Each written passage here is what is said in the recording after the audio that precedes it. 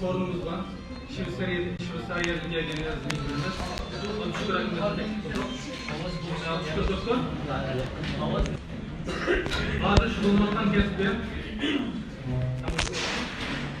Şu teknika sahası. O da öyle. Şükür hakkımızdan. Bir boş hizmet hayatıyla konuşup çıksak. Bir gün orada akademiyadaki Şükür doktorunun tercümanını paylaşan oldu. Onun da gömü yerine. Şükür hakkımdan ilimiz gibi ona bakmışlar. Esselamu Aleyküm. Aleykümselam.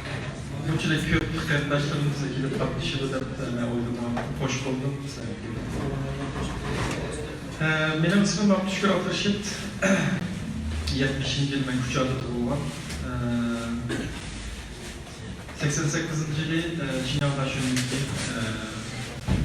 fizik fakültesine okuştuk geldi. Hem de fizik sizin birinci tanışmanızda değildi ama ben mesleği. Fizik benim birinci tanışmanız. 88. yılı ben mesleği.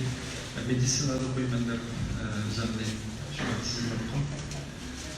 Şakayı kadar şöyle çaplaştık ama aileler kısada seneler tutmaydı. Şakayı baramadım. Ben bunçilik bir yukarı yerden çaplaştığımda koydum. Çünkü ben önce 88'de Ali Mektep İltihamızda 578 numaralı en yukarı numaralar. Şu sebeple Şakayı kadar şöyle kalmadım.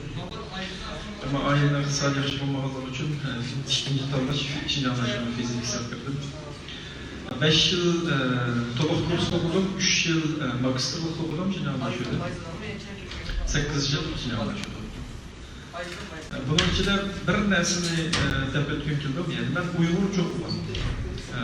Azıcık teşvikatları bulunmuş, koşullar, mağarip teşvikatı, yolun uygulandığı için Uygurca'nın şu okuşta, yani yukarıda okuşta, maske meslekte kaçında teşvikatlar, başka türlü bizge temizlik kaçında kaldı ama ben Uygurca okudum. Erkin kalma yüzünden doktoratlarda da biliyordu, yüzünden Uygurca okudum, ben Uygurca okudum. Ama bir neyse, ben magisterlik kirdim. Kirgende ucudası ben bir Uygur okuvcu, iki hem Xitay okuvcu, biz üç okuvcu magisterlik okuşu kirdik. Ama bir okuvcu bir yıldaki, bir mevsimdeki, ikinci okuvcu ikinci mevsimdeki mektepten çıkarıldı. Çünkü dersi yetişemeyeceğim için. Ama ben dersi yetişip okudum. Yani o bizimki magisterlik okuşumuz Xitay dili oldu. Ben şu Xitay'da aldım. Üçümüz de okudum. Ben okudum Havaşkis çıktı. 95. yılı Yadro Enerjiye Petkakat Merkez'de Function Nice Beycan'da durmak olabilirse Function Nice'da ben başladım. Bir yıl magisterlik okuşumuzdan şu yada arkadaşladım. 96. yılı ben İtalya'ya gitmiştim. İtalya Trieste şehrindeki Yadro Halkara Nezriye Fiziki Merkez'de bir yıl yani magisterlik okudum. Çünkü biz vatanda okuyan magisterlikten doktorluk okuşu giriş köylük neymişsiniz için yani bir magisterlik okuduk. Ondan sonra ben 97. yılı Şveysariyaga doktorluk okuş için geldim. Hem de benim okuyan fizikam mesela Nezriye fiziksi, ondan sonra yadro fiziksi oldu ama İtalya'ya geldiği için aynı vakitteki mektepten arzusu yani şu vakitteki bizim mektep müdürümüz İbrahim Halat'la benim kolumda tutturup kıyılan arzusu siz bu materyal fizikste emeli kolunuşcan bir kesip okusanız yadro fiziksten azı kolunmaydı biz toxtattık yadro enerjiye tepkatını uruş yadro kurallarını çekleştirdiler. Diğerleri için Çincan Üniversitesi'nde profesör oluş düşünüyorum ben İtalya'ya geldim, ondaki Şveysariyadan okudum. Bu ceryandan benimki asasen mail İtalya'da olsun, mail Şveysariyadan olsun okuyan kesibin hesaplaş arkalı materyal fiziksini tədqiq kılıran iki kesibden arlaşması yani hesaplaş kompüterden fizik kılıran ona kısa iki arlaşması. Ama bu ceryanda benimki kompüter olan iştiyakım, fiziki olan iştiyakım iş bitip 88'den 2000 yılgacha 12 yılda okugan fizika qaraganda meniki oxirgi 4 yilda o'rgangan kompyuterga bo'lgan ishtiyoqim eshib ketganligi uchun chunki men kichik vaqtimda matematik darsini bakamladim. Hesaplab qilsam bu matematik yishim chiqadi. Har qanday bir matematik hesaplashga ko'zim yetadi, yishim chiqqanligi uchun kompyuter men najvaqtni qo'limda qilayotgan ishni programlash orqali qilib ko'rgandan keyin matematika bo'lgan ishtiyoqim, kompyuterga bo'lgan ishtiyoqim o'zgarib ketdi. Fizikaning asosi matematika albatta. Shunaqa qilib men 2000-yili kompyuter o'rganishim. Şunun yapı 19 yılından yakın şu küçük teknik sahasında Devlet Telekom İdaresi'nde şu küçük teknikler layığıyla yürütmüşler.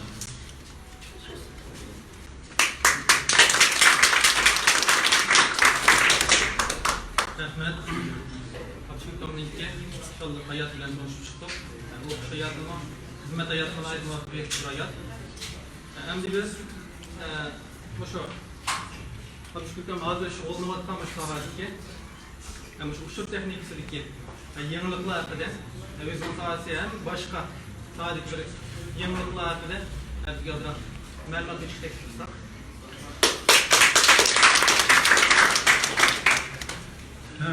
Ben 19 yıllık şu küçük teknik hayatımda esas özlem 17 yıl ben bu şu çoğun sistemlerden asasen çoğun sistemlerden katıldım.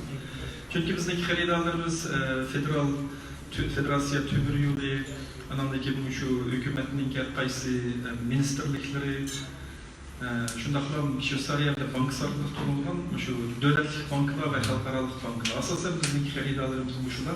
Hem olanınki küçük teknikisi bo'lgan tadbirlar. Mesela bir misal alay, şu uyumun atrafındaki bir pulolgan maşina 5 minut ya 10 minut to'xtab qalsa, hele çoğun xəvər oldu bende. Falan yerge bankı kullanılan bu toxtab. Türkiye'ni ben bilmeymen ama garip dünyası taşlar. Anın keyinden Turklan bankımızın pul kirip qalsa, yak pul çıkıp gitip qalsa, o bir yaxşı şey emas. Çünkü bir sentlikçe banka sizin hesabatınızı pulunu şunda hesap qilish kerak. Hem bugün demek şu onu demek mülazimet şu bank sahasında bulunma 7 gün 365 gündeki şirket saat tolluk işler başlıyor. O bir. İkincisi pul muamele sistemisi gibi xatarlik sistemine talebine ait yukarı bulundu. Şunda bu olduğu için benimki hizmetim asasen müştahirdi oldu. Ondan keyin biz bu 17 yıllık hizmet jarayonida biz bütünleymiş yoğun sistemini evden yapmıştık. Bunun sözlü şunun sebebi hem de benim teknikine hazır terapiyatıga bunlarla münasebetlik. Bu yoğun sisteme birisiga bu ma'lum şirketler tarafından işlenildi. Mesela IBM şirketi, yani bu mesela Oracle şirketi tarafından işlengen narsa, qattiq detal, yumshoq detal, mashg'ulot sistemasi, ishlatilgan qurollar, programmalar hammasi bir şirketdan chiqadi. Bir şirket bu monopol bo'lgan. Bu hem de şu teknik terapiyaat hazır.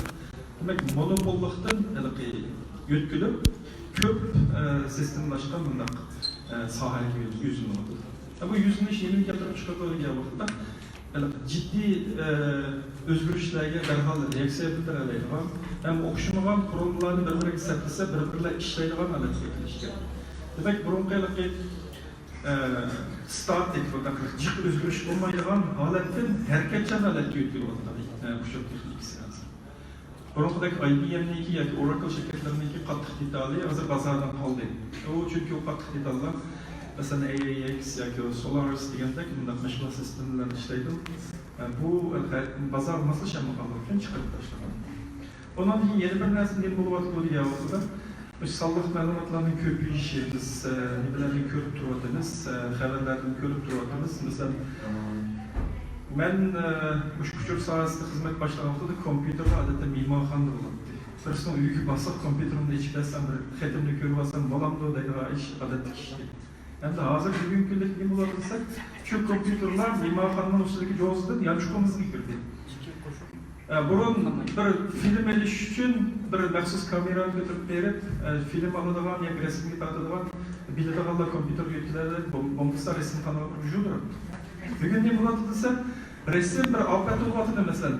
Bir yere bastığınız bir tane resim emas, yüce tüketmek degan siz ciddi metal 30 tal bir başlama olduğunu şunu söyleyecek resim tasız, bu bir sallık mevzu. Bu bir turmuşdaki misal. Lekin şu odatdagi kunlik turmushimizda biz nurg'un sonliq ma'lumotlarni paydo qilamiz. Bu sonliq ma'lumotni saqlashdagi maqsad nima? Ishlatish. Undan mazmun chiqarish. Hem o çıkargan mazmunni keyingi hayotimiz uchun, masalan, ben shaxsiy turmushimda bilaman, masalan, shu odatdagi shu sanoatda keyingi ishlar uchun bir keyingi natijalar uchun bir hozirlik qilish. Bunday bo'lgan ekan, buni nurg'un qurollar keladi. Sonliq ma'lumotlarni bartaraf qilish, bundan mazmundan foydalanish. Demak, hozirgi nima taraqqiyotga ketadi deganda, bu sonliq ma'lumotlarni markaz qilganda shundan natija hosil qilish. Masalan, sun'iy aqlniki asosiy ma'nosi nima? Son. Chunki sun'iy aqlni paydo qilish uchun tajriba bo'lish kerak. Tajriba nereden keladi? Siz to'plagan sonliq ma'lumotdan keladi. Bu sonliq ma'lumotni bartaraf qilish uchun uni model tikishingiz kerak. Machine learning deydigan bir gap bor. Uyg'urchasini bu mashinalik o'rganishdan mashinalik o'rganish degan bir texnika. O'sha artificial sun'iy aqlni tarkibisi bu shu sonliq ma'lumotga modulni asosiy narsani o'rgatib shu analitik onun neticesi qilish. Amazon Alexa yoki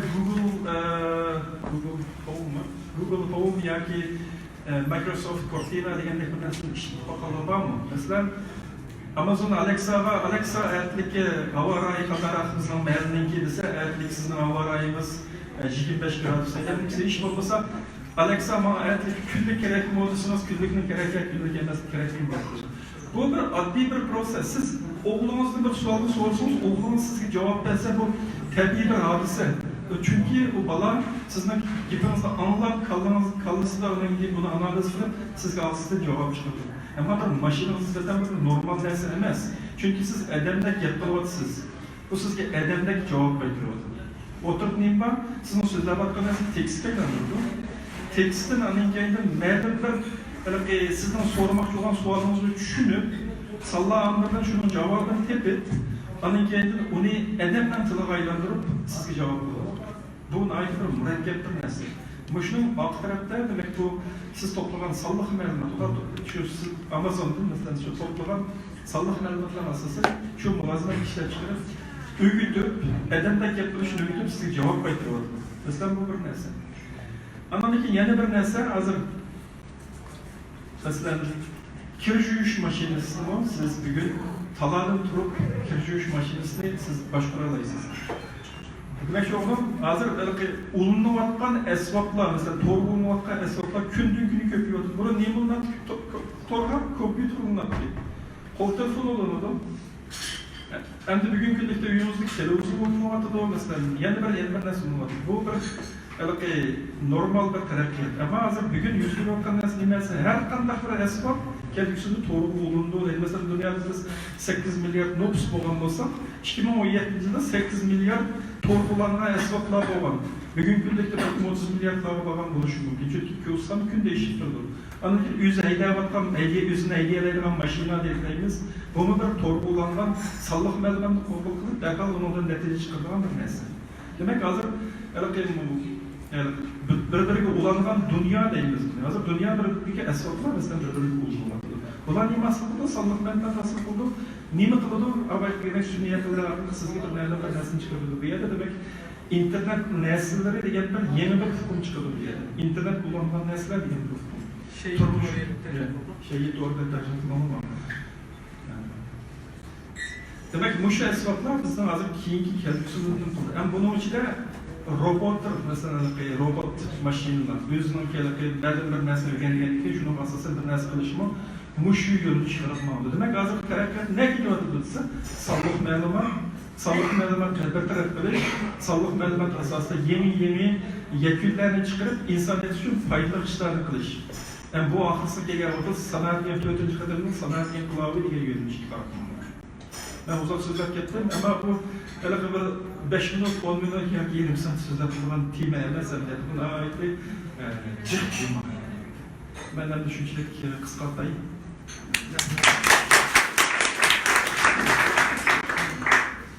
Biz Timlarning sal ommabop bo'lishini ko'z tutib, timlarga turmush timlari bilan texnik timlarni kirishtirib o'rnashtirdik Pinketga. Endi biz Ko'pchilikka nechillar yashayotgan Shveysariya bilan azroq konuşup baksak, şuna Shveysariya yo'lda ziyodroq tushunishga keldi.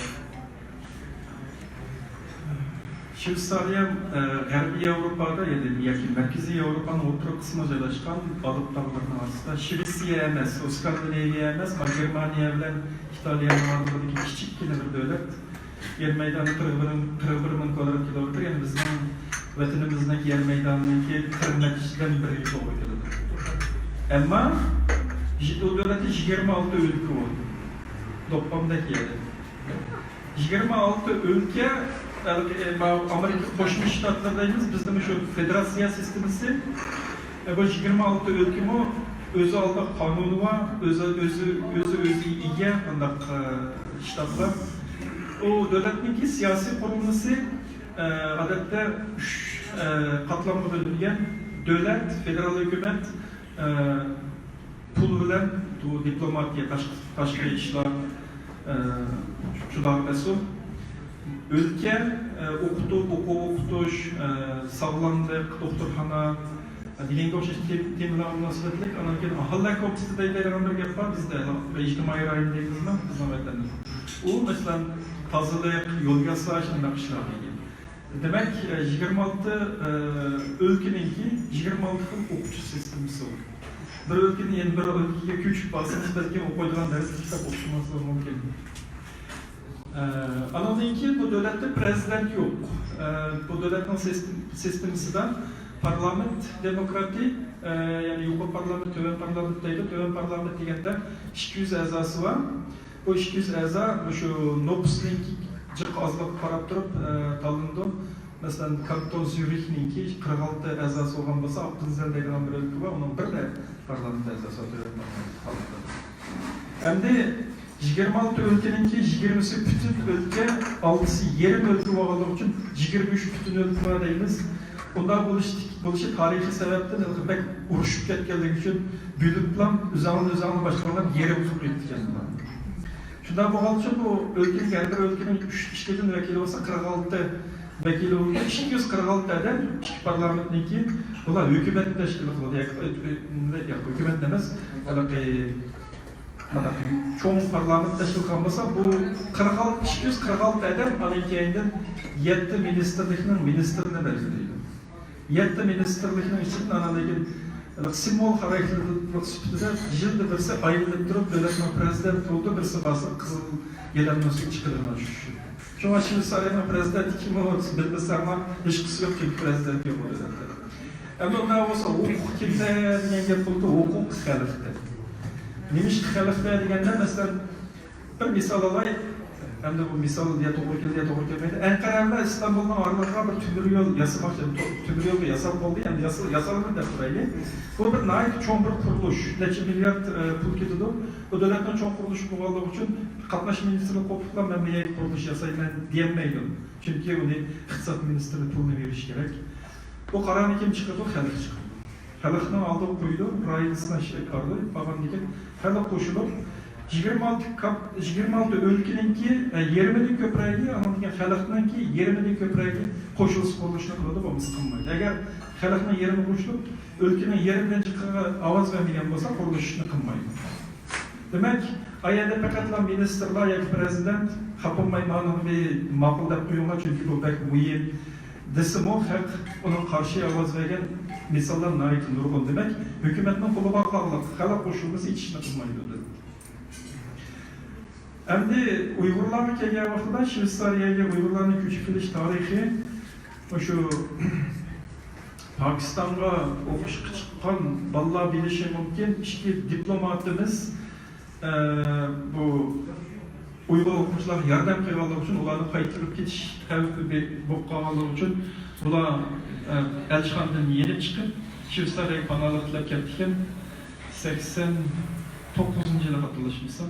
Şu iki diplomatın kelgandan keyin yana şu Pokistonda o'qigan bolalar ketgan. Şu Shveysariyada ko'chmanlik tarixi Uyg'urlarniki şu 89-yildan boshlangan. Ben 97 yılda okuşup geldim. Kelgen vaxtıda ben öyle mimar çakırsam çoğu adamdan 10'umuz, küçük fazla işkimiz, 10 işkimiz bir cozun olsun, bütün dözetlikerde bir cozunda mimarlarçılık oynayın. Ama bir gün birlikte şikayetini çakırsak da şu 10. kadem var.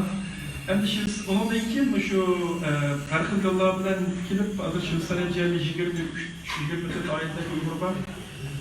120'deki çok kişi olup çocuk uygulamak. Onun köpüncüleri okuşup gelgen, yeni bir kısımları şu Panalak yollarından gelgenler.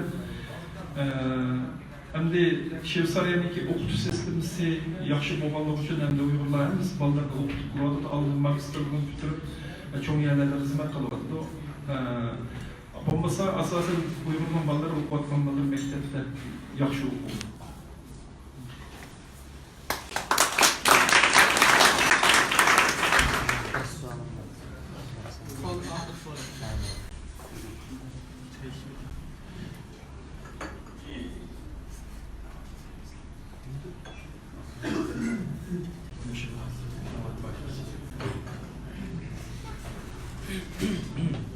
Şu doktorun ilki şug'ullangan sohasini ichida yana ushur bexatarligiga oid shu tarafim borki shuni endi biz nimadan qiziqadigan shu ushur bexatarligi haqida ozroq to'xtalib berishdik. Ben hazırki kızım hizmeti şu layihə yerleşendim, şu uçur teknikten bir banka bir məlum bir meselini yakınmakçı olsa, biz bu meselini qanday yakınını istep, onun bir layihə düzeyini anladım. Ben şunu bildim, ama uçur sistemimizde qandaq bir layihə, aval bexatarlik bilimizin başında bizim, ayrı bexatarlik bölümümüzde, olan bexatarlik yapmadan, mesela hazır qandaq hücumlar buluvatıdı, mesela qandaq tedbirlerden kolumuz, qandaq korulanların hizmeti aşıyor. Biz sistem layihəli geçtiler. Aşı şulardaki teklif etsek de olma recommendation. Tavsiyesi asasen biz şu sistem layihəmiz demek bexatarlik birinci katırlıq layihədən çok biliş gerek. Neymiş qadi degan vaqtda uçur qancha yosh kirgan bo'lsa bexatarlik tadbirimi shuncha yosh kerak. Mesela aynı vaqtida urush mezgillarida ular uçur yetkazmoqchi bo'lganda ma'lum bir bexatarlik tadbirini ilib isminki shakliga qarab turib, jihozga qarab turib o'zini uchurini yetkazgan. Bizning Kuchada qizaloqlar uçurlardan gapni yushirmoqchi bo'lsa, quluplab turib bexatarlik usulini nazarda esa uqamay qoladigan. Atisi uçur aslında bexatarlik usul yetkazilib kelgan. Hem bugün bunun bu ihtiyaç tekemi yukarılawatıdı. Çünkü ben abay dedim, hazırlıkı şu uçur teknikisi monoton mesela bir hemen bir şirketten çıkarılan başlaya kalıttım.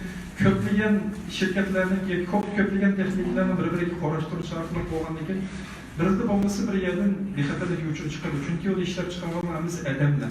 Şu vaxtdaki çəklik şərait yüzünün zihninin yeterlik oluşunu asasen işler çıkaran ama teknikinin tərəfiyyat yarıyarında uçukla davranlıq olurdu. Şunun için biz bexatarlikni qilamiz. Hem de meyli şu sanaatdeki bexatarlik olsun, meyli kişilik turmuşumuzdaki bexatarlik olsun, onunki məlum qaydısı var. Bulunma kişilik turmuşdaki bexatarlikinin qaralıqlar, ənəc qaydısı var. Ama təyərlərin bir nemən vardı, şundan köstə sizlərlə nimet açtı mı?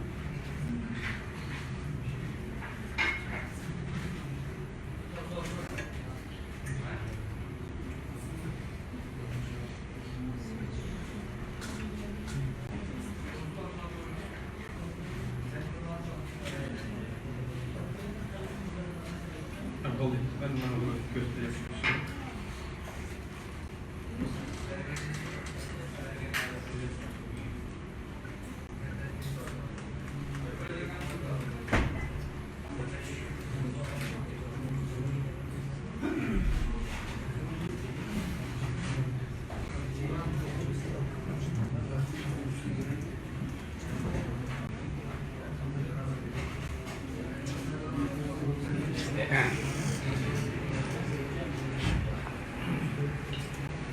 bir yerde şu bir hatırlı ki vakıda ben bunu aeroplan ikili aslında İngilizce Uygurca tercüme ediyorum. Belki bazen atalık olan doğru buluşuna dair. Bu yani aspiratif tekst çıkmadı mı? Bunun bir nesne aktiflaştırıyorum çünkü bazı yerde mesela maçanak kadar olursa var sözlüğe vakıda ben antayarlarına desem İngilizce olduğularına hepsi İngilizce dışına dair şu aspiratif ben İngilizce desem aslında Türkçe tercih kılıp çıkaran biraz var bu yer başını demedim ama bir yer işler vardı da ben İngiliz sözlüğü geldiğim için hata tercih etmekten buluşum mümkün. Ben bunu iyi değil. Ama sanırım belki katlıvam sanırım oldu. Hem de şu teknikte, şu bir 5-6 kaydı var. Yani golden rule dediğimiz İngilizce, belki 6 kaydı İngilizce biraz kulaklar galit anlaşılır mümkün. Ama yani ki birinci kaydı nime diye vaxtıda bu şu bir kadar olmayan torlarga çıkmaz. Onu ben her bir üstü de ayrı toksitme hani kendim bu şu pasport bekitişke ait bir kısım nesneler var.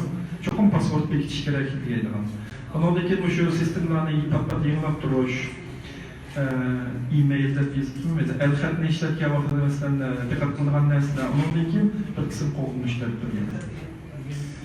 Ben bu şu pasport kelgen vaxtıda biz adette uçurne en bir xatar en asal qo'llashni usuli pasport bekitish. Mayli qo'l telefon bo'lsin, mayli kompyuter bo'lsin, har qanday yerga pasport bekatini pasport ishlatish odat tavsiya qilinadi. Lekin pasport ma'lum murakkab darajada ishlatilgan sharoitda bir qism adamlar tepilishi mumkin. Mesela tug'ilgan kun herkes pasport bo'lmaydi. Menimki bana bir qismlarga kompyuterning bir narsa bo'lib qoldi. Qarab berilmaydi, pasportni berilsa tug'ilgan kunim deydi. Tug'ilgan kunim shu deydi. Bu pasport bo'lamaydi. Ana degan oddiy bir tizimisi mesela ABS'de bir 3-4 degandek narsa bu bo'lmaydi. Ama murakkab bo'lib ketsa, inson saqlayanmasangiz bu pasportni ishlatgandan gene foydasi yo'q, chunki siz machamamaysiz, qachonmagan narsani. Şu an ben adeti nemin işletilmediği bu pasport özgersem adli bir cümlenin işletilmediği ama $2 anlamda bugün diyendek. Çünkü bu yani İngiliz söz emez, sonra Uygurca olmamışsa siz de bilirsiniz, başka da bilemeyin. Ama o bir cümle. Şuna bu şey bir nesil. Anengeyinden bir kısım mesafları mesela benimki kompüterim olan diye ki bazı kısım kol telefonlarda parmak izini tutuyordu. Olsa başında nesne işletseniz teknik çünkü parmak izi çizgiler tabi başka da bir şey işletemeydi. Yeni birisi pasport, okşaş pasport ne? Niye işletilen efendim neydi? Bunu yaşayamaz çünkü biz bir torbeti var. Have I pound deydi bir torbeti var. Şuraya girip taşıyorsan var. Kaçlık e-mail adresini versen var. Şöyle kaçlık yerden sana e-mail adresini var. Pasportunu uğurluk ketkenliğini de bırdım. Mesela bir kaç yıl aldı, LinkedIn'de işletkenler bir şey var mümkün. LinkedIn'den pasport uğurluk ketken. Eğer LinkedIn'de siz bir pasport işletken yaparsanız Gmail'deki e-maillerinizi göre olur diyecek. Bu olsa mümkün kadar okşumayan pasportun işletiş. Ama lakin bir pasportunu bir kitip yıllarca onu işletişini ama özü bir kadar usulemez. Adettim şu sanayetim var. Mesela biz idarelerde 8 yılın keyin mecbur pasport özgürtüyoruz. Ama keyin ahirki 15 pasport kayıt işletişi olmaydı. Anan keyin işletken pasportun içindeki en az olanda eğer okşumagan buluş gerek deydiğen nurgun edip kayıtları var. Çünkü bir kadın işletken pasportun kayıt işletip kalışından ki aldığını düşüşü. Anan keyin siz pasportun belki murakkab kısmınız buldu ama bunu bir taraf kılan bir program olsa tek yaxşı ama o programını yaxşı oluşunuz gerek. Adette benimki işletilen pasportları belki elbette pasport oluşu mümkün. Şunun için ben aşırı Kur'an'ın işletme köpünçeden şunda işletiyorum. Bu olsa aşırı olarak nesne işletsek oldu. Yani böyle küçük bir film var. Bu şu pasport doğruluk. O avaz yokken avaz çıkmayı gibi olduğunda aslında YouTube'da görmesi anlaıldı. Bu videonun nimsini belgende koçudan bu Hollywood'da buluvatmış. Hollywood'daki koçudan ütüvat ademlerden soraydı. Pasportunuz bexatarımız bexatar deydi. Kandarak pasport kıvantınız dese işlerinden ismi bilen de herip deydi. O yaktan bir yaktan yapılıyor, işlerinizden ismi ne bitti dese falan deydi. Her bir geldiğiniz zaman kanlara kadar siz 5 yıl ettim dedi. Demek pasportun devletli diye. Yani bir siz pasportunuz ne meğerse çoğu apanların ismi değil. Yani kendine çoğu apanların ismi ne dese det diyordu. Demek ki ben ben hastalık neyimiz koydum. Nait yaxşı hemen özün pasportunu bildik ya. Bu arada neyimiz koydum. Pasport ne bilişim mühim emez. Bir haber buluşum mühim. Şu an bunun bir haber olacak. Anam kayında biz bir haber olmadan torba çıkmak istiyoruz dedik. Ama bir yerde gelişim var da torbalarda. Bunu da uçuyoruz. Sistemde o vallahi yaxşı bilirsin. Hem de bir haber olmadan torba çıkmasını adet tavsiye kılındı. Adet köpünce Allah'da işletken mesela kovulmuş, virüsün kovulmuş ya ki internet bir haberlik ait bir nesne karşılanan olsa siz galiba kaçan agalandırışı buyurdu. Kirmendisiniz mi? Siz çok uç bir yani baskan bilgin kireleysiniz. Şu an demek çoğunu bilsek olsa dünya kurulduğuna rehberleri diyendek de onda kemmeydim. Kilişimi mümkün, lakin köp salladı. Az kem uçuraydı çünkü hemen dünya kurulduğuna emez. Yani birisi imla. Hem ma e-maildeki misaldaki e-mailde hele yaxşı Uygurca bildiğin birisi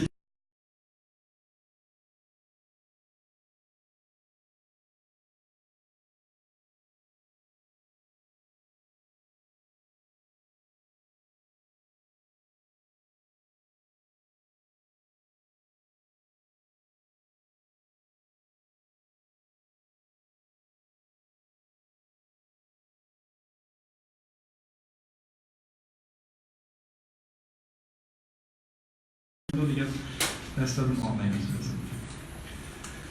Anadan keyin qo'l telefondagi applar. Qo'l telefonundan chiqarib qarab baxsangiz bo'ladi.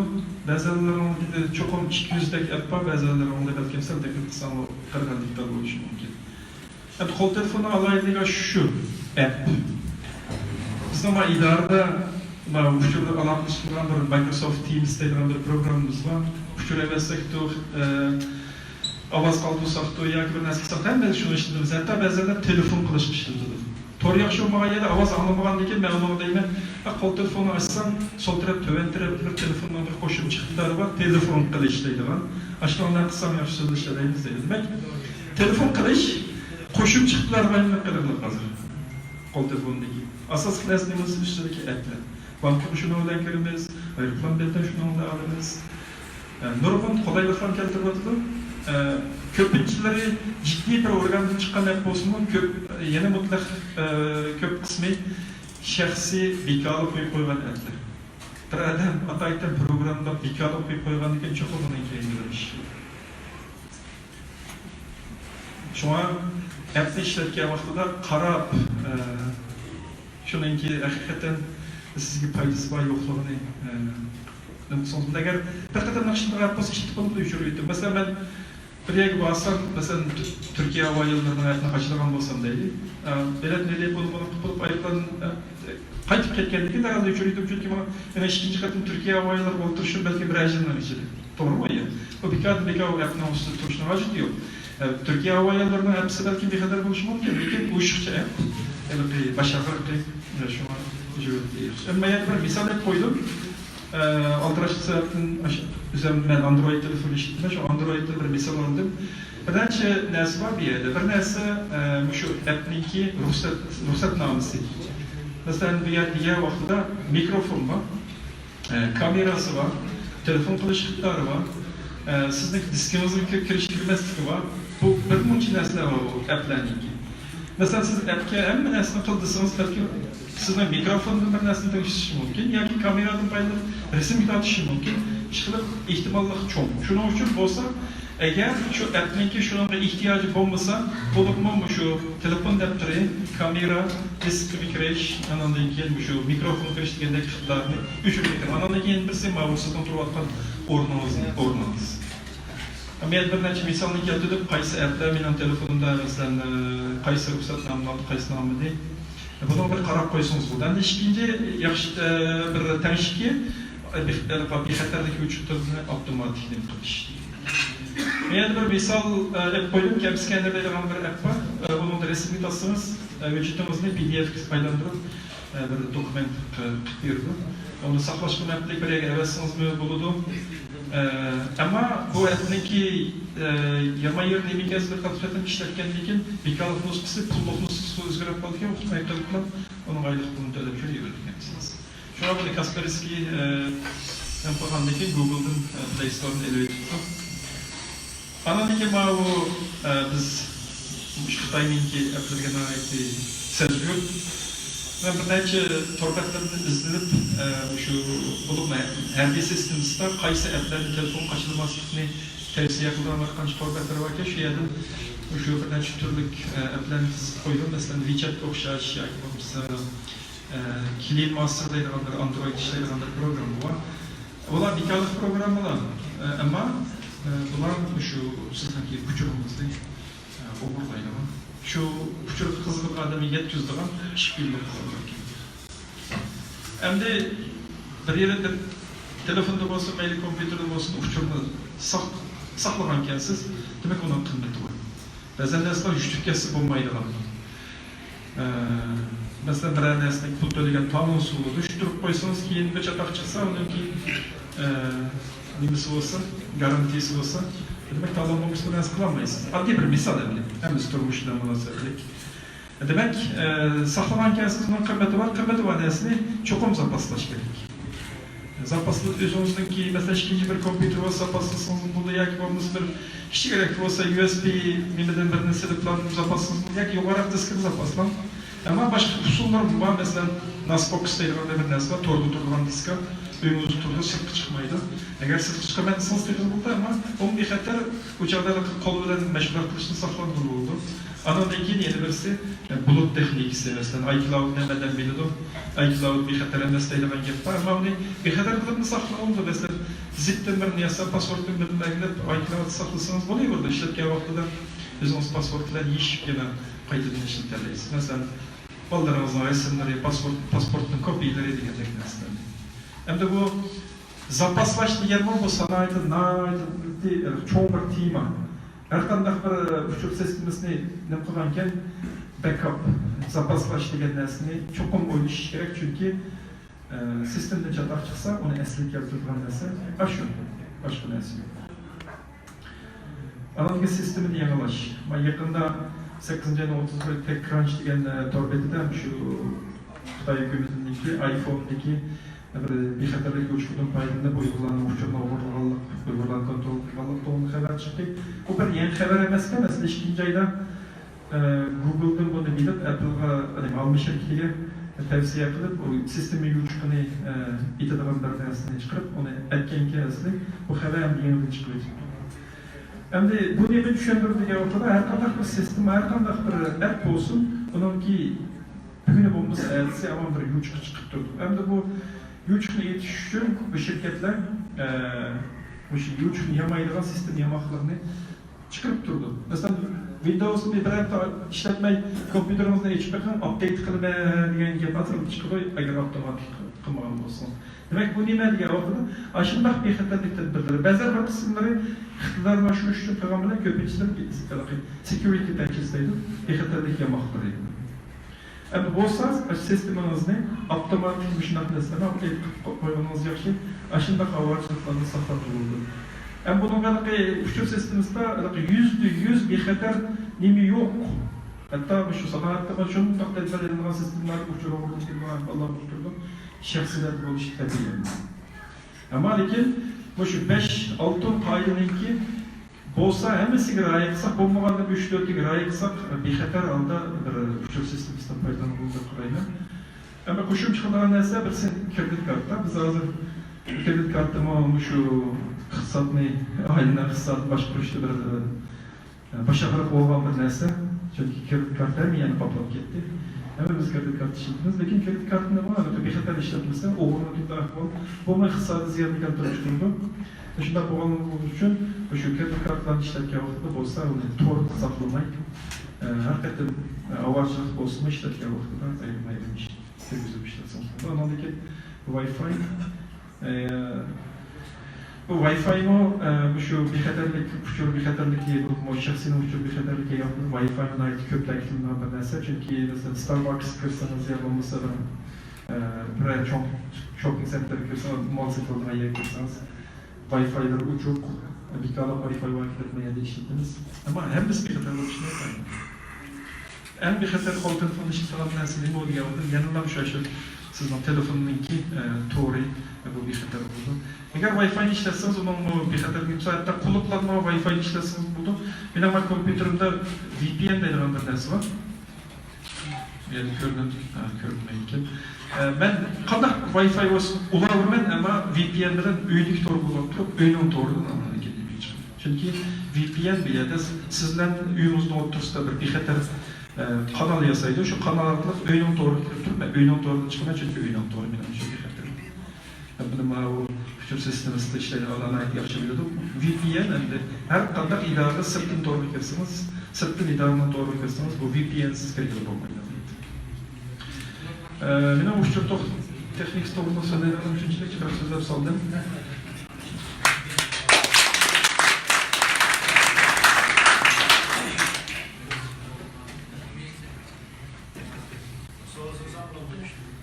Sual sorulardan ayrım basmış var.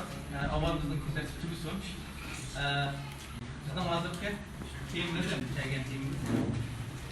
Nöbette şu teknik kesitleri. Ondan beylen bu birisi hizmet etmiş asan, pazarda tutaplı olan kesitler. Şundan bir sahaya.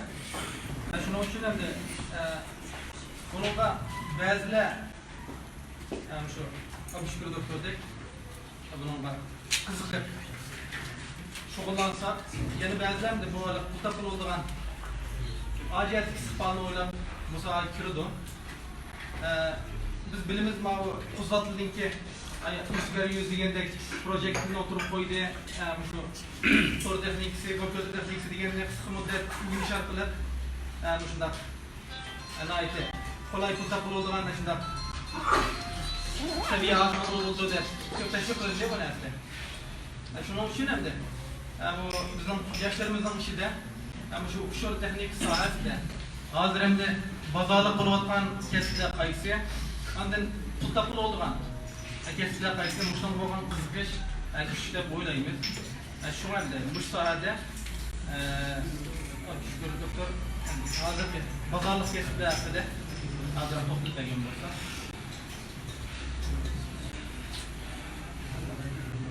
Bazarlık kesitler diye ortada. Yani abay biz bu uçur teknikistiğe hazır yüzünlük doğrusu. Biz hazır sallık məlumatı merkez kanalda yani bir terekkep buluvatıdır. Bunu işin düşüşün gidilen korallar, bunun çıkardığı yekündedik. Bunun hemmesi şu uçur teknikisten bulunun. Ben bu sahada mesela data scientist deydiğim bir kesip bazat etmedim. Ola bu maşın doktorluk bütünlüğüne hazır köpüncü bir uçur teknikist ama data scientist kirmadım. Neymiş gibi olmadı ya ortada. Bu uçurlar var. Bu köpüncüsü bu uçurlar ne tapmagan. Ma palanı sahipte ve bu sallık məlumatlar bunda kişinin elde olduğu da enik belgelenmeyenler için onlar demiş olursa bu sallık məlumatlarını türlerine ayırıydı. Türlerine ayırıydı. Onun kendini maskelmeyen sallık məlumatlarını filtreleydi. Onun için bunun asasında modul yasaydı. Bu hazır nahayet kızık olarak bir kes. Ben bunun bir doktorluk bitiriş gidelim diye ortada belki bir kes gerek. Çünkü doktorluğun adının iş bulmağı ortada. Logik analiz kılış, iktidarı, meseleleri bir kılış, onun için çok tetkik kılış, netice kılış. Onun için məxsuslaşma kesiplerim var bu sahada.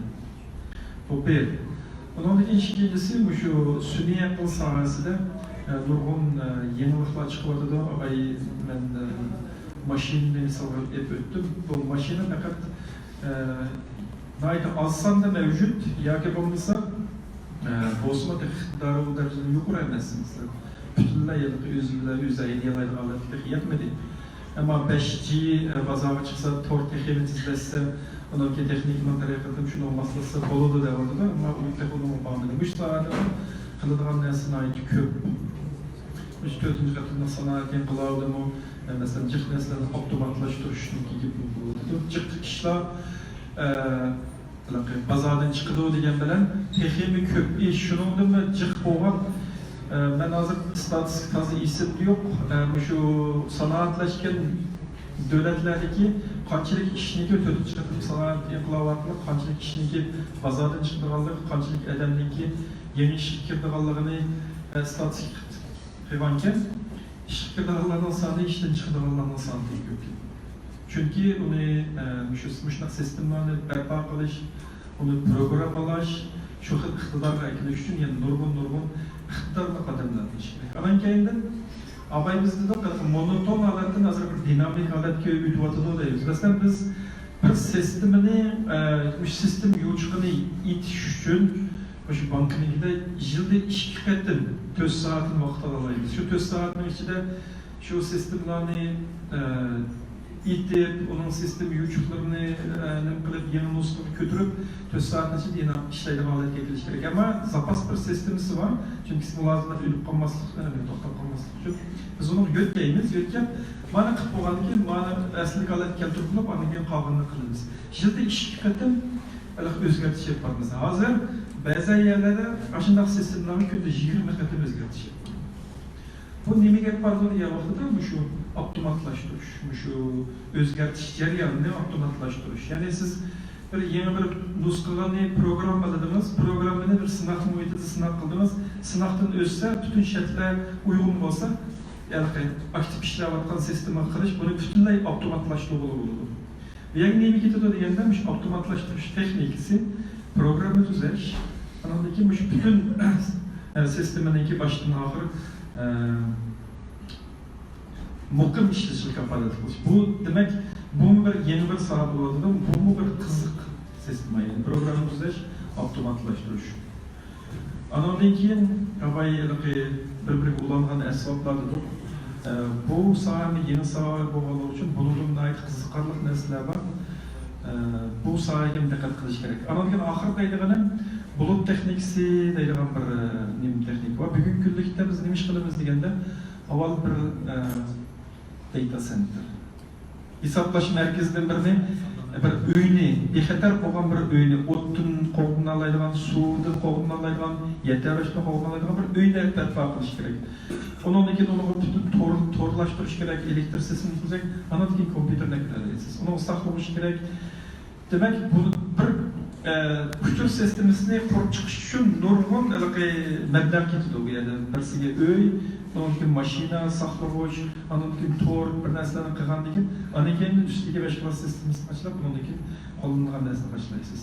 Bugungi kunlikda bu nim bo'lyapti desa, shu mulozimat ta'minlaydigan shirkatlar var. Mesela Amazon Web Services deydigan bir shirkati bor. Bular ana shunday kompyuter kompyuter ishlaydigan muhitni ta'minlaydigan, siz faqat xuddi bugun tokni qanday ishlatgan bo'lsangiz, shunga o'xshash shu kompyuterni shunday ishlatganingiz asosan pul to'laydigan qanday mulozimatlar bo'ladi. Bu yalnız Amazon'dan emas, Microsoft'ın mesela Azure deydigan bir nimasi bor. Google'ning var, Google Cloud platform deydigan, Alibaba var. Bir necha cho'ng shirkatlar bor. Bu bir cho'ng bir yuzlanish.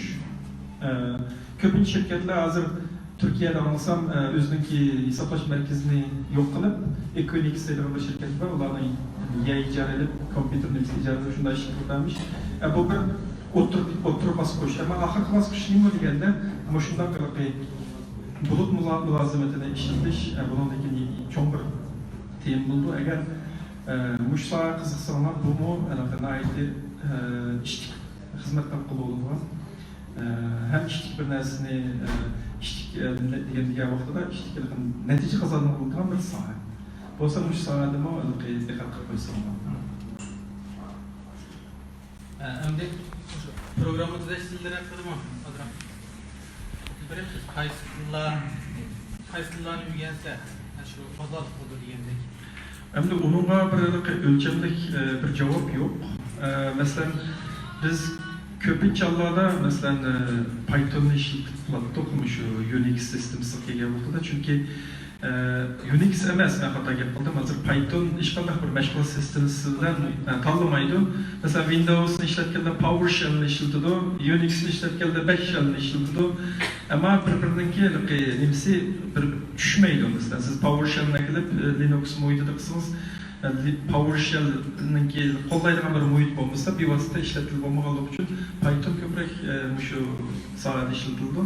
Anan keyindan machine learning bu sohalar yana o'zining ayrim bir tillari bor. Bu chuqur Mao tilini o'rgansangiz, yana bir tilni Mao tilini o'rgansangiz chuqur yaxshi xizmat topasiz deydigan bir nima yo'q. Yani sohaga ko'ra bir tilni bilish kerak, ammo yaxshi tarafi nima deganda men asli Fortran 77dan boshlaganman program tuzish nimani.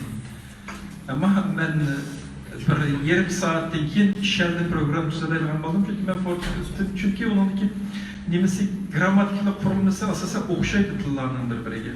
Masalan, avmisa benaqil agar ishkiliz bo'lmasa ya programni to'xtat ya bo'lmasa boshqa yo'lni chiqarib deydigan bu logika har qanday tilda o'xshash. Unda bo'lganlik uchun siz agar C++ ni bilsangiz yoki bo'lmasa Pythonni bilsangiz boshqa bir program tuzishni ishga o'rganib ketasiz. Rahmat. Endi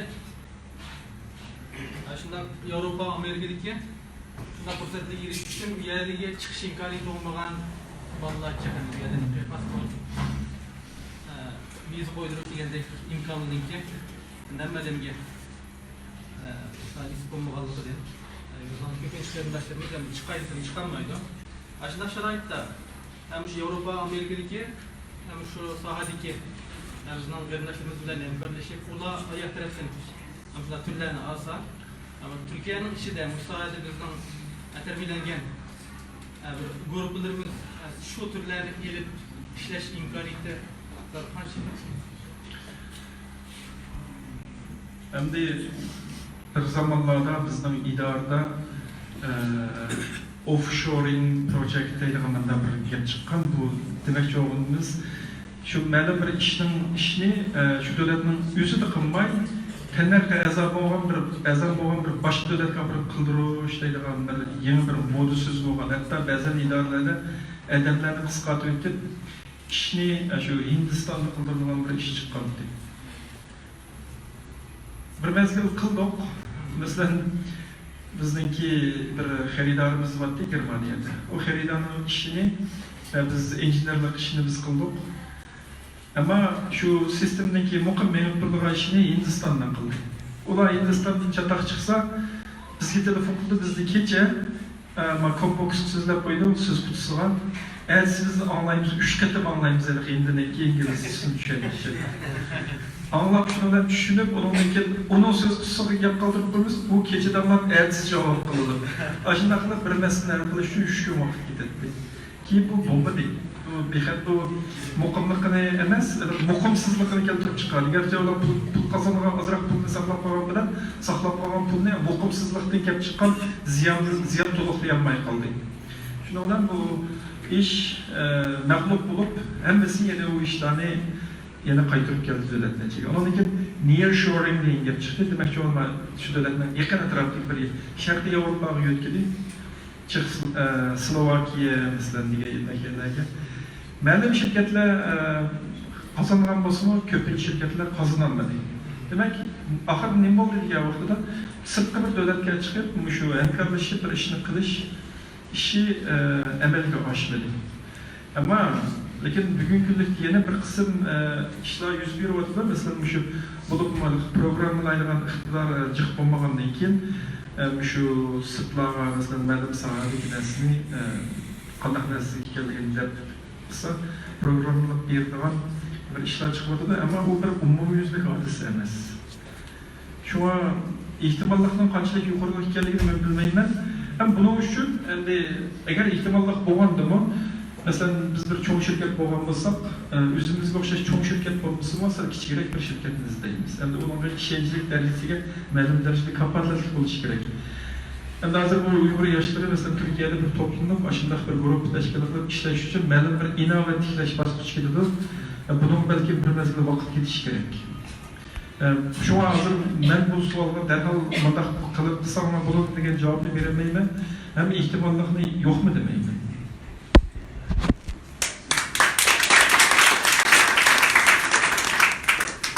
Hem de ahırda şu bizdeki yaşlarımız var. Güneş, hem turmuş şeklinde sınıf kanda tavsiye ederim başlıyor. Ama hazır ülkece fizikiden uçak teknikisi almıştım dedim. Ondan keyin 17 yıl maaşına kılıp 2 yıl falan işine kılıp ben dedim. Ben bu jarayonda ben hiç qandaq bir narsani ish qilib qolmadim. Qandaq degan vaqtda menga materiallar bo'lsa, men har qanday narsani o'rganib ketaman degan ishonch bo'ldi. İdare 8 saat işletme, 4 saat uyda oturup öğrenmekçi olan narsamni öğrenib qolgan ishonch ko'zim yetdi. Hatta bir xaridor kelib, hech qachon qilib boqmagan bir ishni maaşını qila olamsizlar desa, qilaman deb chiqib, taxminan onunla cevabını verib etgandan uyga qaytib kelib, uni o'rganib, hatta uning texnikini üzümden kompüterda eğer ixtilar yazıb olmasa, abay degandagidek bulutning orqali mavjud kompüterlarda sınaq qilib, özüm ko'zim bilan ko'rib natijasini chiqargandan keyin men bu ishni qilamiz deb xaridorga masalan sotgan yerlarim yo'q. Endi bu yerda demakchi o'g'lim o'rganishdan qo'rqmoq. Masalan, har qanday narsani kitob bo'lsa, material bo'lsa o'rgangan bo'ladi. Men 30 yaşımdaca üniversitelerde okudum. Yani 30 ben sanat kalmışka vaktim 30 yaş. Ben öğrengen dersem ne olursa öğrenişten korkmak istedim. Her kadar nasıl öğrenip gidelim. Japarıcıdayım ben. Hatta sırtlara çıksam mı benimki micazımda sırtı çıksam kolumda bir kitabını götürüp çıkarttım. Kolumda kitap olsa bakıcılarını hatırlayacağım ayınlarla çünkü kolumda kitap baktı. Kitap olmadan ki etrafı araydıran gel. Öğrenildiren kitabı nerede dedim. Demek ki oğlum hem de öğünüştü bu bir. İkincisi, Germancılı bir gap var, übün vaktin maestr deydi. Sınak, ustamını keltirip çıkındı degendeki bir gap, Uygursuzda onun maskından söz var mı yok mu bilmeyim.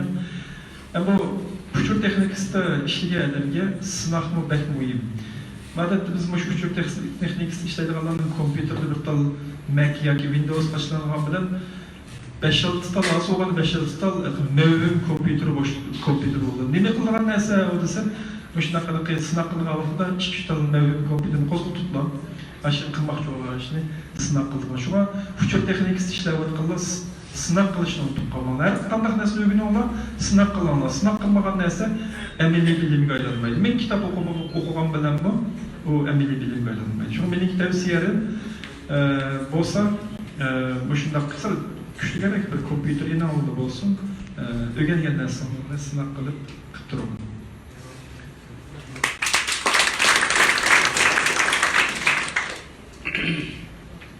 Biz sual sorash bosqichini biz planlagan temada aslında beşarlık kanunu soğan, vakit pek soğuk etmişsin de sual sorash bosqichini en ahırga qo'yib qo'ygan yo'q. Şu hazır hem de 20 saat sizga sual sorash bosqichi berildi. Bayatının yakın sözlerine yakın söylenmeyen temada işte. Biz anlattığımız zaman saatinde kadar sual olmaması sorsan.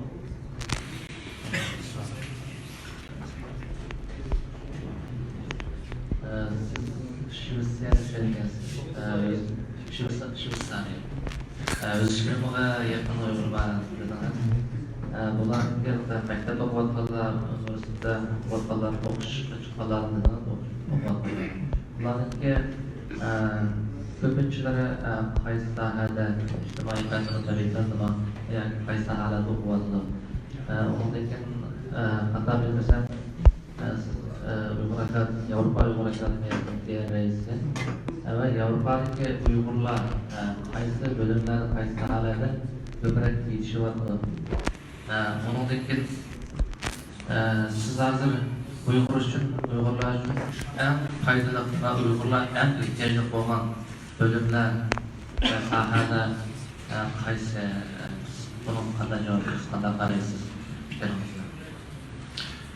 Meyli şu Sarayada olsun, meyli Avrupa'da olsun, Sebebi okuganlarning salmoq ko'p songa egallaydi. Endi ularning o'qiyotgan kasblari masalan iqtisod, shu uçur texnikasi, ana keyin har xil sanoat kasblari müştahada o'qiyotganlar ko'p. Endi ijtimoiy fan o'qiyotganlar bor, masalan qonun degandek sohalarda o'qiyotganlar bor.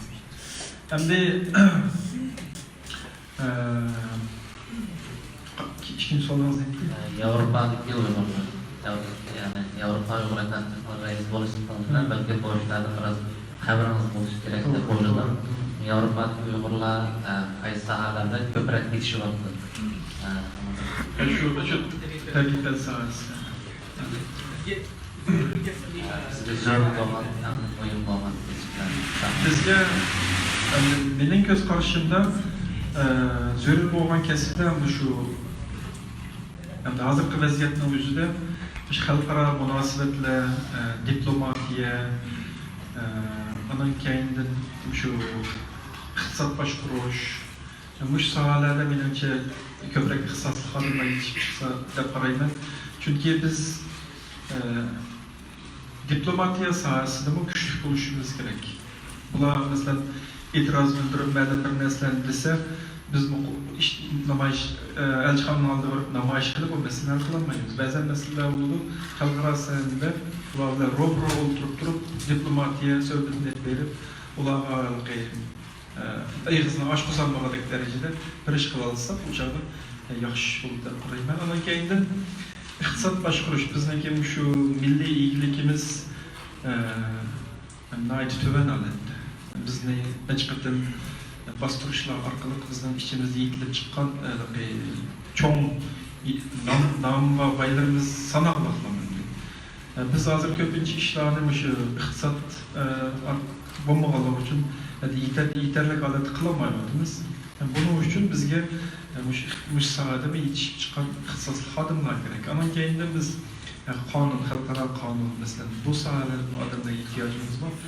Hem uçur texnikasi bu mana ayrı bir muhim mesele. Mesela qaraydigan bo'lsak, shu medialardagi shu Xitoy hukumatining bizga qarata ep berayotgan tuhmatlarga qarasak, nayt ko'p salmoq deganlardan bularning qo'llovchilari ko'p. Biz shuning uchun tirishchilik ko'rsatyapmiz media urushida. Ammo yetarli emas. Ana keyin torbatlarimizga hujum qilib buzg'unchilik qilayotgan ahvollar bor. Buningmi torbatlarning qattiq cho'kib ketayotganlarini ko'rib turibmiz. Buning bu sohada bizga yetishib chiqqan mutaxassislar bo'lishi kerak.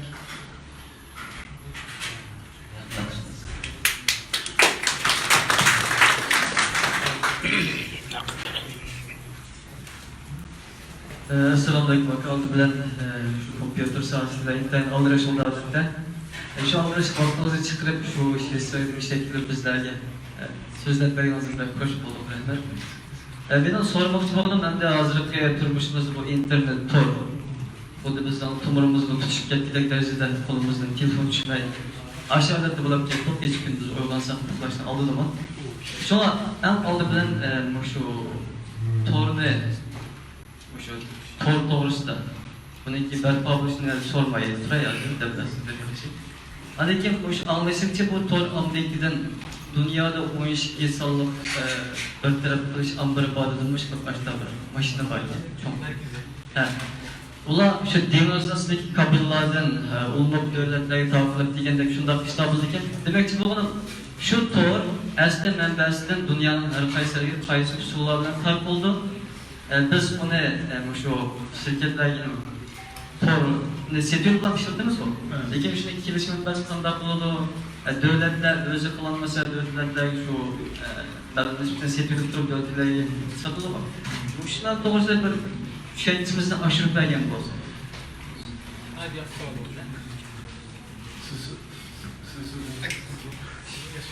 Endi nimada bir xalqaroliq bir organ bor. ECANN deyiladi. Xalqaroliq shu tor shu top domain deymiz. Bundan boshqa bir organ bor. Masalan, Türkiye'deki .tier mesela bu bir çoğun top domain bu. Yani bu mesela şu mağrip sahasında .edu yoki bo'lmasa organlarning.org degan narsalar var. Bunu boshqargan bir to'p domain var. Andan keyin bularning har birisininki, masalan, Turkiyaning olmasa Turkiyaga taban yeni bir nima bo'ldi. Andan keyin bular şu har qaysi tor mulozimatlarini ta'minlagan shirkatlar orqali bularni sonliq nimani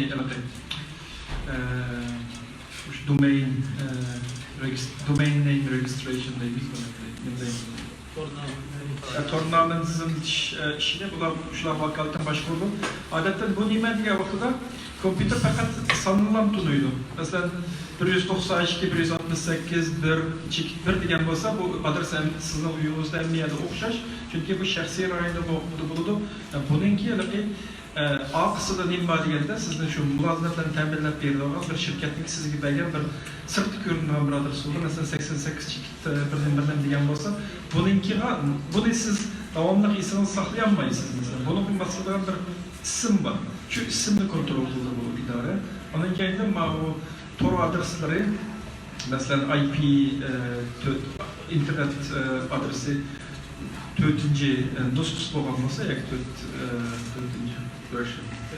4-cü nashr bo'lgan bo'lsa, buningda masalan 1 milyarddan oshiqroq IP adresleri var. Bu bütün dünya bu adresler to'g'ri tushib ketsa, IP adresi yetishmaydi deganligi uchun 6-cı nəşri oturup qoyulğan, onun da şu hazır işlədək adres dengizlik suyunun bir tamizçilik buludu, orada misal qılar. Lakin hazır başqa texniklər arqılıq bu IP, bu 6-cı nəşri bo'lgan ihtiyac masasen tügüde o temin bağan sarı yok avatıdır. Ama Torbetin uyumuzda torayı qarsanız bu IP 6-cı nəşrdəki adresini görünüb durur. Yaman uzun istiqlal qurulmaydı. Demek ki oğlum, bu hem de şu IP'ni şu isimle aylandırış için işlediğin bir nimba bu ne hem de şu Amerika'dan başlıyor. Ama Tor hem de sizin Tor ne mesela kim temelli diye vakti ya Türk Telekom'dan temelli diye bunu Şivsarya Telekom temelli bunu yerlik Tor'un temelli olan anladıkken sizin uçurunuzda başka yollamak olsa sizin böyle proxy server deyilən bir nesne arqılıq, merkezi nimler arqılıq başka yollap veriyor, başkalarına gelirse sizi yollap veriyor. Hem de Tor işki bir tane emas. Bu network neutrality deyimiz bunu. Tor'unki işki bir tane olmasları bu çok qoğduruluş gerek. Çünkü bu yerde Tor məlum bir şirketler tarafından monopol kılınması gerek. Ama aralaqda bəzən dövlətlerde skandal mandan nəslə olub durdu. Mesela bizden dövlətdən Netflix'qa, Şivsarya sel azraq çıqraq nemeliş bandwidth deyimiz bunu. Bacının işlerinde. Bana Tor'un köprek belbaga mesela hemen de bir tekstler salonuna Netflix'in işletkenleri köprek Tor gibi de ama lafını kutken çok bir skandal oldu. Demek ki Tor neutral buluş gerek. Hiç kandak bir adam bunun da Tor'unki nimiste paylı köprek tutup etmesi gerek diyen neyse bu tekitlerinde. Şunda bo'lganda demek Tor işki bir tevbe emas. Hem de bu Tor herkes mesela siz Türkiye'de durup İstanbul'da Ankara'ya uçuruyor edersiniz bu çokum Amerika'da gelip sizin emeğiniz var mı diyelik emas. Bu iki oturdaki bevasıta arqılıq oldu. Tor'un təminlik orunla arqılıq oldu. Eğer sizin Tor təminlik şirketiniz tassadı bir Amerika'da kopub qalsa belki Amerika'da verip yenip gelişim mümkün olmasa Tor'un işini kontrol olmayacak. Fakat fakat kontrol qilmaydi siz xohlagancha mazmunda tushasizmi? Umuman olmaydi. Masalan, bu Türk Telekom'ning masalan mening ishonchim komil hukumatning oldida majburiyati bor. Agar sizning ishlatgan to'g'ringiz davlat bexatarligiga munosabat bo'lib qolsa yoki bo'lmasa siz shpionlik hujumini qilib qolsangiz, Türk Telekom'ning soqchini nima qilish majburiyati.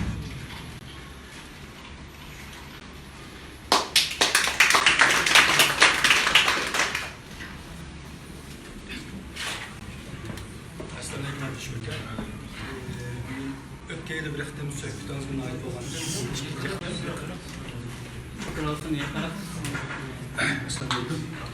ben iki sual sorayım. Birisi olduğunuz kesponsilerin hemimizin ve temelen münasebetli. Dönemiyem 400 milyon nüfus var Xitayda. 5 tane rapkisi davam edilen doktorlar var ki. Aklım rayonumuz ara 22 milyon nüfus var, nüfus az bir yerde birisi var. Yenişehir rayonlarında. Ama atom bombası fiziki alım yasaydıgan bir bomba. Xitay 1950'den başlap 2000 yılların 5'e Vietnam'ımızı köp gittim atom bombasını atladı. 90'lı yıllarda kısık vaktlarda Xotten'den Lopton'un ve Turpan'ın bir kısım yazık işlaplarda dehqonlarning çarılmalarını üretken geçti. Hem şu rakkesinde doktor hanısında şu 3 vilayetin kelgen bimarlar köprek. Onlarda atom bombası patlaman deyince onunla kanda fizikal özgürlükler bulup insan vücudunda rak yani kanser diyen kesellik şekillenişe sebep oldu. Bir materyal köşünce Xitay'da hazır 350'ye yakın yadro okbişi var geçiyor. En cephe Rusya'nın 6500 etraflar. Bundan fazla Amerika'nın yok. Ondan fazla İngilizce, Fransa diyenler. Xitay'ın 300 çekiyor. Hem de bütün fizik ilmi münasebet olan gibi şöyle yapıyoruz. Doktorlar mesela şu rakkesi, doktorlar sebebi inek emas deplam tüketili geçiyor. Xitay köp kısmı hatta Daliyan'dan bir vasıta şu teknolojik kumluklar bomba edip patlatkaçla xilip var. Hem de bundaki sebebi ne? Yani bir xalqaro kanundan eyiblaydigan bir kanun var.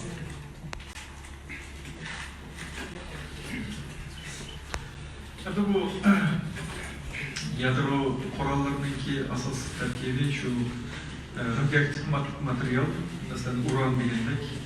Hem de bu yadro bombası yasaş için bir kritikal massa deydigan bir narsa var. Ma'lum bir miqdorga yetish kerak bu nima bomba yasash uchun. Ma'lum bir miqdorga yetgandan keyin bu uranning bir xil izotopi bu. Demakchi o'g'lim, bunda mesela odatda uranda atalışımsa 92 bo'ladi. 92 proton bo'lgan bo'lsa 92 elektron bo'ladi. Ham nötron bo'ladi. İşte nötronning soni biraz ko'p bo'ladi. Mesela bu bir izotop bo'ldi. Bundan keyin bir zarrachilar urgandan keyin bu darhol nötronni qo'yib berishga boshlaydi. Qo'yib bergandan keyin bu nötron zanjirsimon mesela bir atom bir nötronni qo'yib o'tgan bo'lsa, yoki bir qancha qo'yib o'tgan bo'lsa, u boshqa atomlar urilgandan keyin texnik ko'p nötronni keltirib parçalash keltirib chiqadi va zanjirsimon reaksiya deydigan narsa paydo bo'ladi. Endi bu zarrachani qo'yib o'tish jarayonida ana shuni bog'lab turayotgan energiya qo'yib beriladi.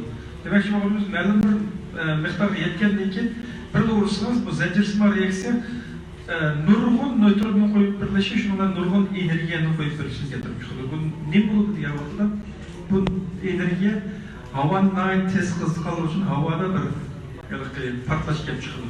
Bu havo bir ichiladi, undan keyin uning keyin siqiladi. Demak, buningki dastlabki zarbasi shu yadro qurolininki bu tez portlash xarakteri olan havo bir kengayib, yenilib taraygandan keyin atrofdagi narsalarga zarba qiladi. Endi bu zanjirsimon reaksiya oxirisiga kelganda bu zarrachalarni qo'yib o'tish jarayonida bu yerda to'lqin qo'yib o'tadi. Bu radioaktiv to'lqin. Bu qo'yib o'tish jarayonida bu atrofdagi shu biologik shu jonliqlarniki badaniga urildi. Urilgandan keyin jonliqlarning badanida qon var. Qonning tarkibida qizil qon damchisi var. Qizil qon damchisining tarkibi tümör mesela.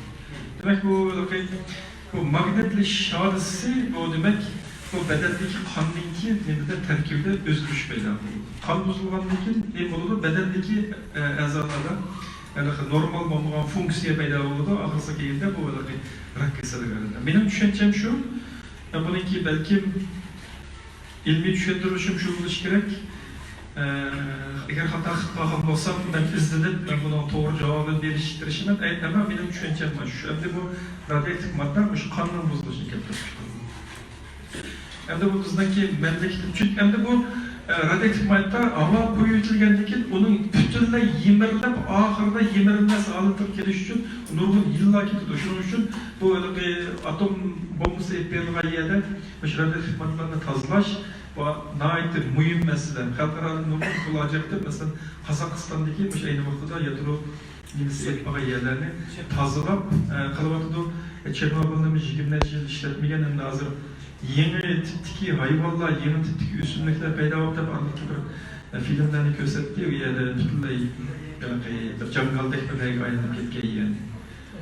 Ama lekin onu tazlanırsa o uzun yıl o yerlerge bağlanmaydı, işletilmeyi onun için hem de onu tazlaş gerekiyor. Fukushima bir şey nasıl yaptığından ki.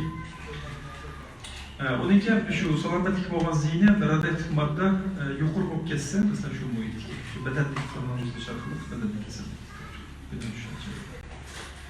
Hem de halkarada bunu çeklerimiz elbette çekleydi. Şunun için hazır yadro kurallarını tohtumlarını kime için çekler tohtumlarını kılıp kefal yakında radyoaktif siyasi olanın ki sebep tüpeyli o gelişimden buzluk kılmadı da ama bu bir sağlam bir terapiye emesindi. Onun için elbette halkların çekleri bu artıkta aldamşılı mı? Onu aldamşılı mı? Şivsariyeli bir aşağı bir müşahede kurallarını işletişin çekleri tam bir organ Nobel mükafatı aldı. Hatalaşmışsam aldamşılı olsun gerek. Demek olan o Nobel mükafatına erişinin sebebi bu. Şuların kılıp şu sahada şu çekler şükür kılıkan hizmetle boğan bir görmekten. Demek pançılık bir mühim demiş geldiğini şunu alın görüyorsun.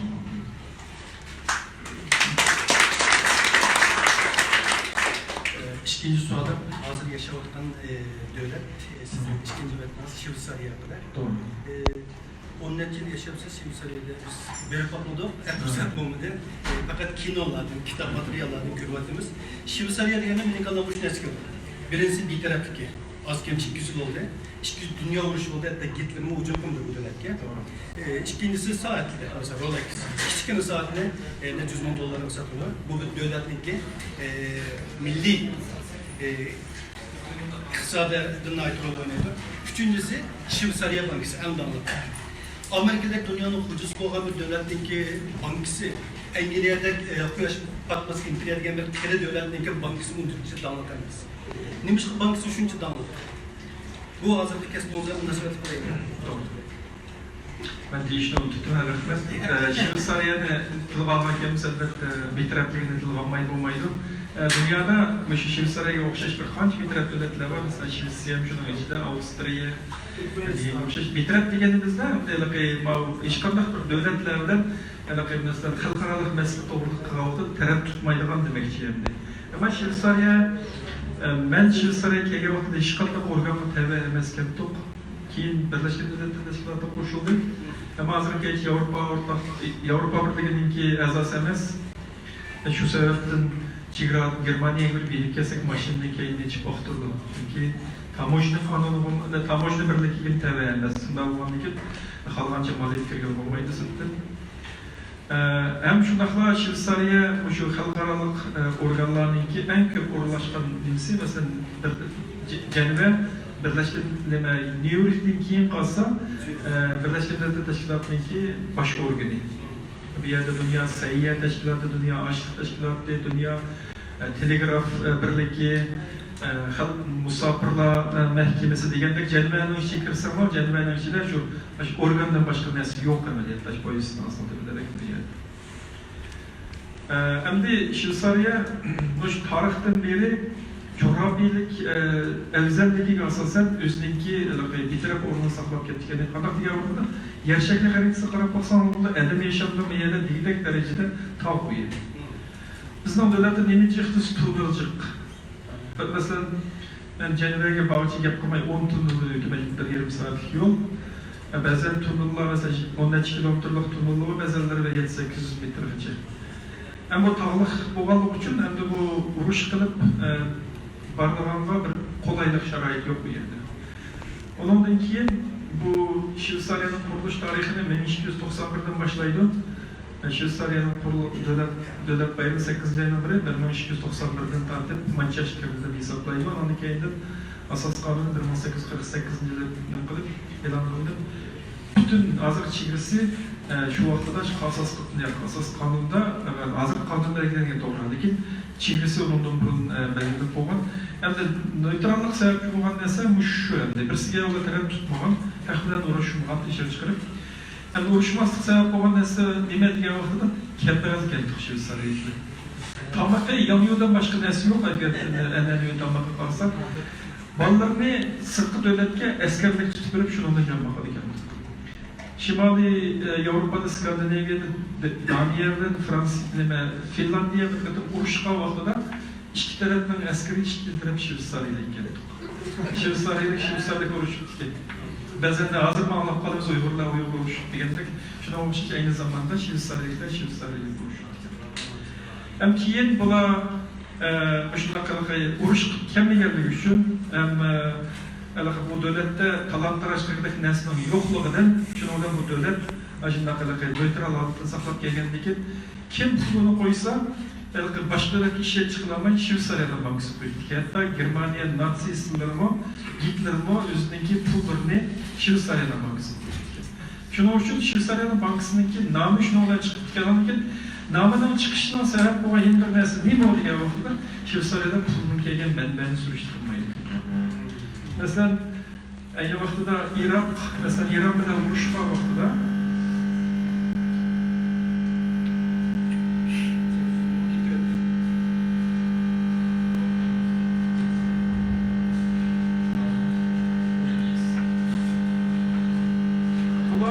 vuruşma vakıda, burada yarısı itibarlı vakıda pulda Şveysariya'dan bankası hakkında. Yani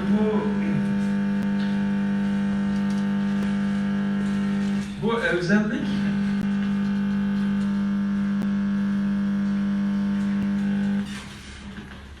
özellik yani şundan bir vakitte aşağı bir vakit olan demiştik ya vakitte puldan menbel süreçtirilmeli için Amerika'nın bayları pulda Şveysariya'dan bankası koyup baca olmalı. Kıvandaki Amerika bunun içinde baydır 10 yıldan başlı Şveysariya'dan bankaları her bir yılda 1 milyar kadar başlıklı cerimanı koyu vergendeki şuna olan bunundaki pulunki nibisini sürüştürmemizde Qarab pul degan bo'lsa, qanday bu butunlay natikaga surishtirganda oq pul degan bo'lsa, hozir kulrang pul siyosati bor. Nimishligida bir qism pulning nati surishtirsa, yana bir qismini surishtirmaydi. Hozir qora pulda kulrang pulni oq pulga o'tish siyosatida hozir biraz bank sistemi o'zgarish bo'lyapti. Buni ziynimi bo'lyapti. Ular degan vaqtda masalan Bahamasdagi, masalan Cayman orolidagi, Singapurdagi sistema u yerga bormaganlik uchun shayxlar o'tirishadi. Shayxlar pulni masalan Singapurga o'tkazib ketyapti. Amerikaliklar masalan Bahamas degandagi yerga o'tkazib ketyapti. Ammo shundaqdimi yana Shveysariya shu bank sohasida yanada oldin qo'yildi.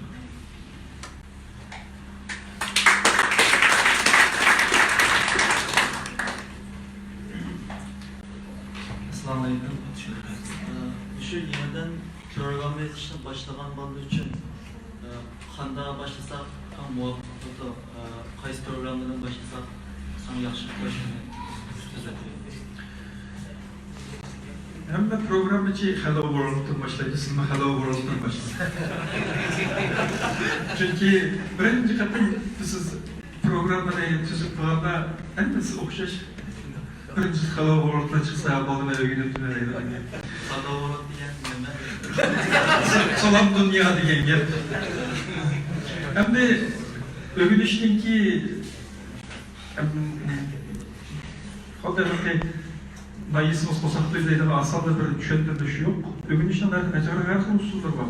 Ben adette öğrensen sizge Google'dan bir yaxşırak bir material izleyip bir narsa öğrendim. Hatta işkincisi ben YouTube xayım. YouTube'da mı şunda köp faydalı kuturlar var.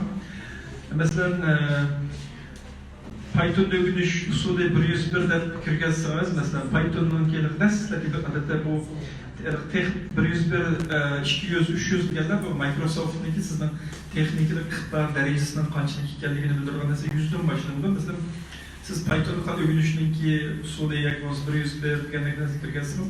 Sizlar al Python o'rganishniki videoni chiqib turadi. Balki 20 minut bo'lishi mumkin, 30 minut bo'lishi mumkin. Sizga Python'ni qanchalash mumkin, birinchi programni qanday tuzish u bo'lgandan keyin azroq bilib olgandan keyin Hello World ekranınıza çıkandan keyin sizde biraz neyim bo'ladi, lekin ikinci bosqich o'tib qisqasi balki ish kerak bo'lishi mumkin. Chunki videolik qismni kuchurni adam okugan qolganda ikkitigirek qabul qiladi. YouTube'dan başlamaya gerek. Hem de qaysi tilda bilmaydigan yahut abayman deb o'tdim. Sizning nima qilishingizni bog'liq.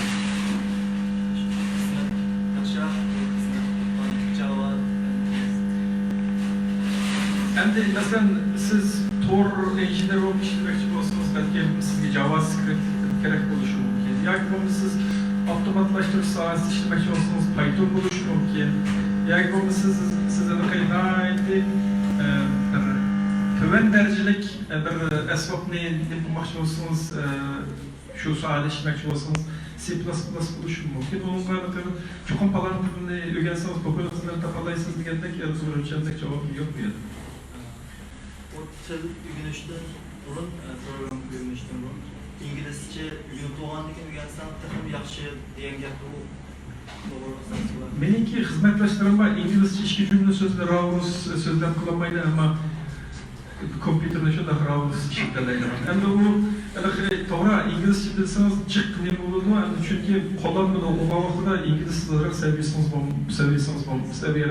olmaydı. Ama lakin siz İngilizce'de mükemmel buluşun ki zürriyeti yok.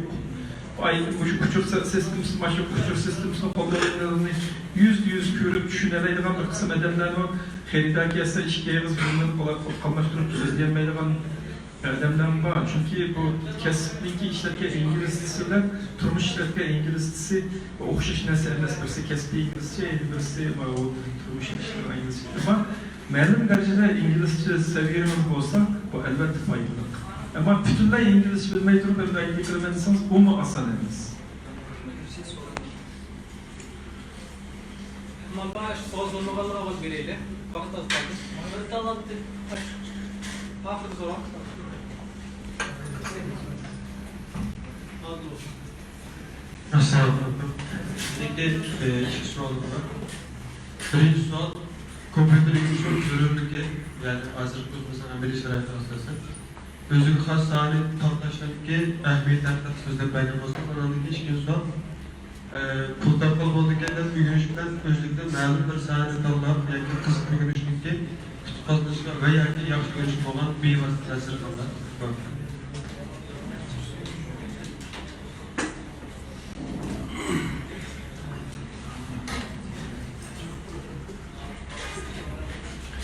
Birinci sualımızın kayıtlı tanıtın. Birinci sualım, kompüter yükümlülükle zürürlükle biz uygun milleti olman. Anadaki özümüzün xas olan sahip durma sahipleri çetlere nasıl kompüter? Anadaki özümüzün xas olan sahne kanallarımızda parlamentdeki özümüzün ehmiyeti var. Hem de hazır şu kompüter işlemeydiğen sahalarımı asası yok. Mesela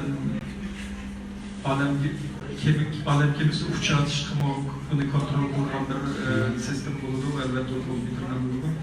Koca bir ehlet işin şu onun bir kontrol yemek ediyoruz. O kompüterde kılıyor çünkü hayata kaçtan ehlet oğa, ehlet tut kaçlık vakti bir tuşulu diyendek istatistik ama kompüter gerek oldu. Demek ki oğlum turumuşumuzda biz ya bileyli ya bilmeyli bizim etrafımız bütünleydi şu küçük sistemden koşkan bu kompüterden bulundu. Yani bunu yani biz hayatımızda kompüterden ayırıp durup binece çözülüp olmaydı. Hem de qaysi sahada ögünüş yoki kelgan vaqtida u sizning butunlay sizning qiziqishingizga bog'liq. Siz masalan program tuzib, masalan torbat yasab qilaoladigan iqtidoringiz bo'lsa, unga shu xizmat bor. Agar yo'q men shu Sollohning bir sohasida bakrak bilimi, masalan SQL degandek narsalarni bakrak bilsangiz, unga xizmat bor. Ben tor başvuru alayım, ben bexatarlik münasibetleri bilmensiniz bunu. Şu hizmetlerde bu muqim bir cevap yok bir yerde. Qayerden başlasanız bu yolda gap sizin izchilligingizga, qiziqishingizga bog'liq. Bizda bir kemchilik var mı? Belki ko'pincha odamlarda shu kemchilik bo'lishi mumkin. Biz natija oldirib ketamiz. Bir ishni boshlab bo'lguncha natija oldirib ketamiz. Xuddi aytgan buğday terib bo'lguncha ko'zlik buğdayninki nemsiga oldirib ketganga o'xshash. Buni hamma narsaniki vaqt sayt bo'ldi. Biz natija oldirib ketmay, poytaxtga oldirib ketmay, qıvatqa işimizni izchillikni davomlashtira olsak, shunun natijasi chiqadi. Mayli meni sanaga o'smaydi.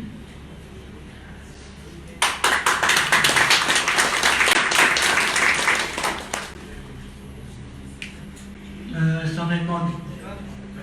Ben Minnesota'da bu Çarpak köyünde yani kızdırmış ya da yaşam kayıya 500 metre uzaklıkta China Technology Service Center diye bir yer var. Yani yolun buydular. Meslekten yol üstünlüklerin de bir yer. Yani bu China Technology Service Center'deki bir şey yani şirayette yaşam demiştim kurulduğu meslekte. Ben siz dönemlerdeki size söylep ettiniz bunun kadar bir tesiri var mı? Endi hozir dunyo bulutlu dünyadaki devletler iqtisodiy manfaatga bakrak berilib ketyapti. Hozir inson ve yeni bir narsa hozir ancha qiziqarli tema emas. Dunyodagi hukumatlarga hozir iqtisodiy manfaatga pesh ko'proq boshqalardan ko'proq manfaatlanish bu asosiy bo'lib qoladi. Endi bu China Xitoyniki şu Huawei bulup yakında ait çok team bulup demiş ki bu Huawei teknikisi bu çok team moketi diye vaktada bu 3G'den 4G'ye özgergende mi oyuncular çok team bulmanız demiş 4G'den 5G'ye özgergen vaktada çok team moketi diye vaktada dünyada birkaç tane şirket var şu tekniki tarafından kullanmaz lazım falan Cisco deyiniz, Novell deyiniz, Nokia deyiniz bir şirket var. Cisco bu Amerika'nın şirketi. Bu şu Tor sahasında düşük satılan. Bunun Cisco aldı dedi. Huawei'de Türkiye'nin direkt duruşu mümkün. Ama bu şu eşçi teknik sırtı oldu da Huawei işi dedi. Bu teknikler saatinde var mı? Hem de derkezan. Demiş ki ya vakıda Huawei köpücü elbette bu şu intelektüel property dediğimiz bunu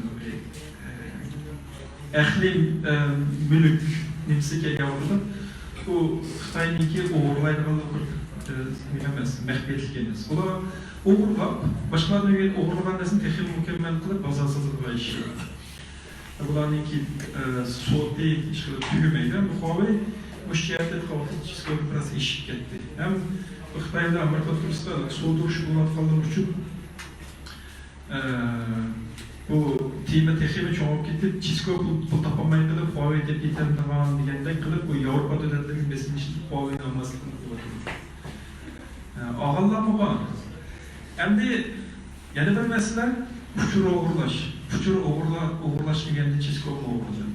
Huawei mi o'g'irlaydi, Cisco mu o'g'irlaydi? Öyle her ikisi o'g'irlaydi. Lekin nima ishlatishga bog'liq. Huawei o'g'irlagan uçur değil mesela. Üzerindeki kompartisini müstehkemleş için işletken olsa, Cisco belki şu pul tepiş için işletiyor. Bu ikisindeki işletkiler birisi o şişemez. Birisi pul iktisadi menfaat, yeni birisi insanın hakkında münasebeti kullanmak için biz Huawei'ni çekleştirge ne kollayırız, hem şunda da Huawei'ni işletmesini tavsiye ederiz. Yani şundaqdı mı? Bir kısım devletler Huawei'ni özünün devletinin işçilik teklif kılıp ekilip texniklik nəslərini şularla birləşib qılıb. Hem de bunlar bir toraklık uçurup oğurlaydı dedik. Hem de uçurup ama başka bir devletinin çiğrasının içinde durup oğurluk qilish o devletinin kanununa xilaf. Bir yere bir şirket kurgan olsa belki sizniki bu uçurunuzu kızıkıp kurgan buluşuna tayin. Belki bir yerde yer ezan boğan için kurgan diye bir sebepler kurgan da lekin sizden uçurunuzu oğurlaş için kurgan buluşuna tayin. Oğurlanan da yerde oğurlaydı mesela Şehzade bir seçilik oldu. Xitoyning elchixonasi konsulxonasi orqali atrofdagi davlatlardagi konsulxonasini kuchini o'g'irlaydi. Ya'ni Xitoyning konsulxonasi Amerikaning konsulxonasiniki nima qilayotgan mana simsiz to'g'rilar bilan qilingan kuchini o'g'irlaydi. Endi u elchixona shu davlatning zimini o'g'irlash uchun Shveysariyaning saqchilariga axtarmaganlar uchun bular buni bilib qoldi. Faqat diplomatik usullarga ular norozilik bildirib bu ishni bartaraf etishimiz mumkin. Lekin Safarkoy Turkiyaning zimini, Xitoyning zimini emas. Bu yerga kirib turib kuchni o'g'irlaydigan bir narsani o'g'irlab, bu Uyg'urlarning kuchini o'g'irlayotgan bo'lishi menimcha ehtimolli to'g'ri. Ama şu şirket kurduğunu yani bu devletninki, ekonomistlerinki, telekomninki iktisadi menfaatke kızık ketken üçün olan nesne olmuş. Herkesin Uygurlar üstünün iş yolları için olan nesne oluşuna.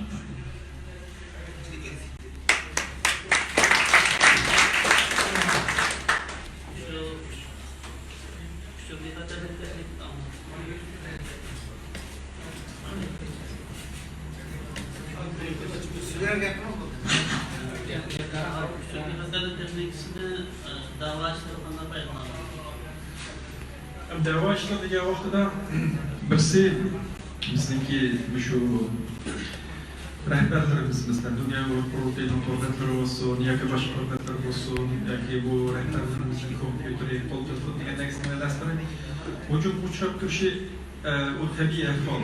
Ham hujum qilmaydi deb aytib bo'lmaydi. Abay o'xshash bir e-mailninki nimalarni ko'rsatib, Dünya Kurultayı'nın rehberlariga e-maillar bor. Biroq ma'lum ularning kompyuter ish bo'lib turgan aytini sig'dirmasa, u odamni kontrollasiga olalaydi degan gap. Bu ham o'zida app bilan qo'l telefonni kontrol qilsa, uchurlarni elib olsa, balki bizga qarshi ziyonli ishlarni aytib berishi mumkin. Yoki bo'lmasa bizning nima ish qilayotganligimizni bilib tursa, ularni xotirjam uxlay oladi emasmi? Endi biz nima ish qilayotganimiz bu şey degan vaqtda bu shu bo'lsa, endi shundoq o'rinlarga maslahatchi bo'lib, masalan, endi biz shularniki qanday bexatarlik kuchurdan qanday bexatar foydalanish, qanday ishlarni qila olamiz, to'g'ri maslahat ko'rsatsak, tadbirlarni olsak, bu bir qila oladigan ishimiz. Ikkinchi qila oladigan ishimiz nima deganda, hozir ko'rish mediada bo'lyapti. Gez jurnallar qarasak, ben kundalik xalqaro matbuotlar chiqayotgan xabarlarni to'plab 300dek diplomat, muxbir degandek odamlarga men yo'llab turaman. Balki bir qismi uni ko'rgan bo'lishi mumkin. Ammo shu ushbu jarayon to'plash jarayonida yerni g'arbning mediyasi bo'lgan bo'lsa, yerni ya Xitoyniki ya bo'lmasa Xitoyni qo'llaydigan Pokiston, Arab Birlashma Xalifaligi degandek Xitoyni qo'llaydigan media. Endi bu 50'te 50. Bütün g'arbnikini qilayotgani birdan, Xitoyniki Xitoyni qo'llayotgani birdan. Albaniyadagi muxbirmi dedi bu mesela, ben g'arbga e'lon qilayotgan narsaga ishonmay, Albaniyadagi bakrak ishni qilyapti. Ham bu mediadagi urushni aytib ko'zni saqlab bo'lmaydigan urush. Bo'lsa bu sohada bizning ikkitalik odamlar chiqsa, bu sohada özünün xizmetini qilib, mesela Twitter deganga o'xshash hozirgi mavjud bo'lib turgan ijtimoiy aloqa torlar orqali biz shularni hujumiga ma'lum darajada qarshilik ko'rsatsak, bizning qila oladigan xizmatimiz shu. Hujum xarakterli ishni qila olamiz, ammo uni qanday ko'p davlatlar cheklay yo'q, chunki biz Turkiyaning zaminida turib, ularniki hujum qilsak, biz Uyg'ur emas, Turkiyada turib, hujum qilganligimiz böyle belki davlatdan cheklashi mumkin. Qiyin bo'ladi, ammo shu ma'lum darajada ehtiyotkorlik bo'lishi kerak.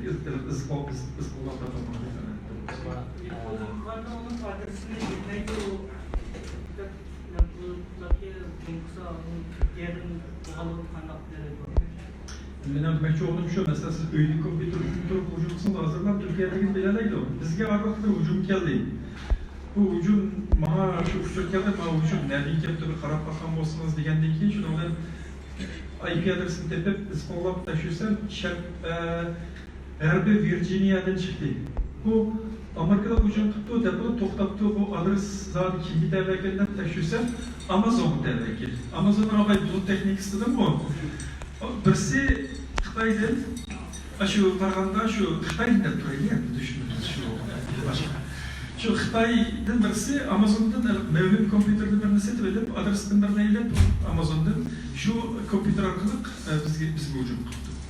Endi u adresni kim tepalarga yetsa Amazon bilan aloqalashib, agar eg'irroq hujum bo'lsa, adresdan nereden kelganligini bilib, uning keyin nima hujum qiluvchidan tepib chiqib, ana shu davlatga noroziliklar sunamiz, lekin u hujum unchalar eg'ir hujum bo'lmaganligi uchun biz uni qilmadik. Demak, endi biz arliq bir vosita orqali qiynalib qildik, unda bo'lsa balki biz sinab qolamiz.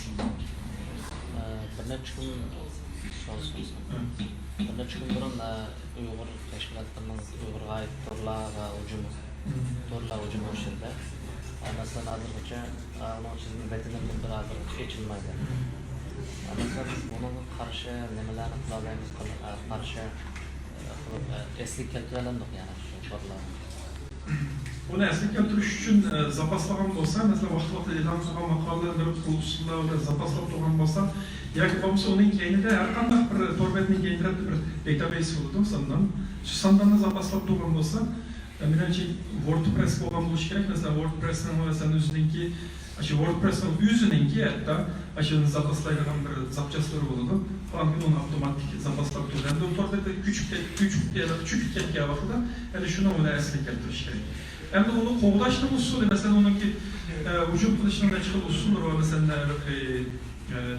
DDoS deyimiz mesela, denial of service mesela, usulü var mesela, nurgun, çünkü bir torundan mülazimetler temellerden bir torbetindeki mesela bir vakitte kaçlık eden tanınan bu mülazimetin payını alaydı da yaran bir mesela var, çekilmesi var. Onu çekleş gerek, onu çekilmesi bu belirli yerindeyimiz. Çeksiz adam girse o bir kadar olmaydı. Şunun için benimleri çekleydi, o çekme işi kendine tor otomatik tutulup kaldı. Onu ya torludan mülazimetin temeli şirket onu aşından kılıdı. Kılmasa, böyle devamlı ucu uçuramazsa, olanın mülazimeti ya da başka torbetlerin tesiri uçuş mümkün. Bu bir kadar tedbiri tor şirketindeki. Hem de bazen torbetlerinde o tor şirketleri mecburi itibidir. Hemşirliğe bakılır, onu içip koysa, ola devamlı ucu uçuramaz ve geldim. Ahır bombaşından anındaki kapamamız motor bitirmesi ekletlerinde işte. Hem de yeni bir siyanındaki biz şu torbetlerin ait kök uçuraydı. Mesela kolaylık buluş için torbetlerine mi var? Yani kıstırmanı kaçılayımız. O kıstırmanın hemisi bir hater buluşu natayı. Hem de kıstırmanın benden birisi yuçuk koptuk kalsa o vücut kıldığında o şarayetlerini temizleydi. O kodununki, işletken programındaki behaterliği bununla ait muhitmesi lazım. Bu torpurnesi yolluğun kensiz, onun behaterliğini temizleyen şirketlerin behaterlik tedbirini aldı. Birinci derecedeki babamasa siz işliğinlerliğini siz kılırsınız. Şu yerime mesela ne bileyim ki, işençlik bulmadan mentalliğine gelip kısturma değil, mesela torbete kaçılmaz gerekiyor. Kaçılığındaki ne arkadaşlar? Hocam masada hocam şöyle var. Yani olmasa code injection ile ilgili bir nesne var. Bir nesne curiosity kasa torbetimiz var. Yani jukumlasa eğer bir kirgen edemdeki esvabı var torbet hakkında jukumluğun var. Elbette ben Torsalası ölçüyorlarını muhtemelen ben rastgele baksam 19'luk tarihimden torbet var nesneler işte bakın. Ama bilginin şimdilik ortaklaşayı bu burada akademik bir nim bulmağanlığı bir kısım düşünceler belki doğru olan buluşlar daim eğer de doğru olmakla gayri olsa ben çok onun izinde onaki çok doğru cevap verecek kişiler.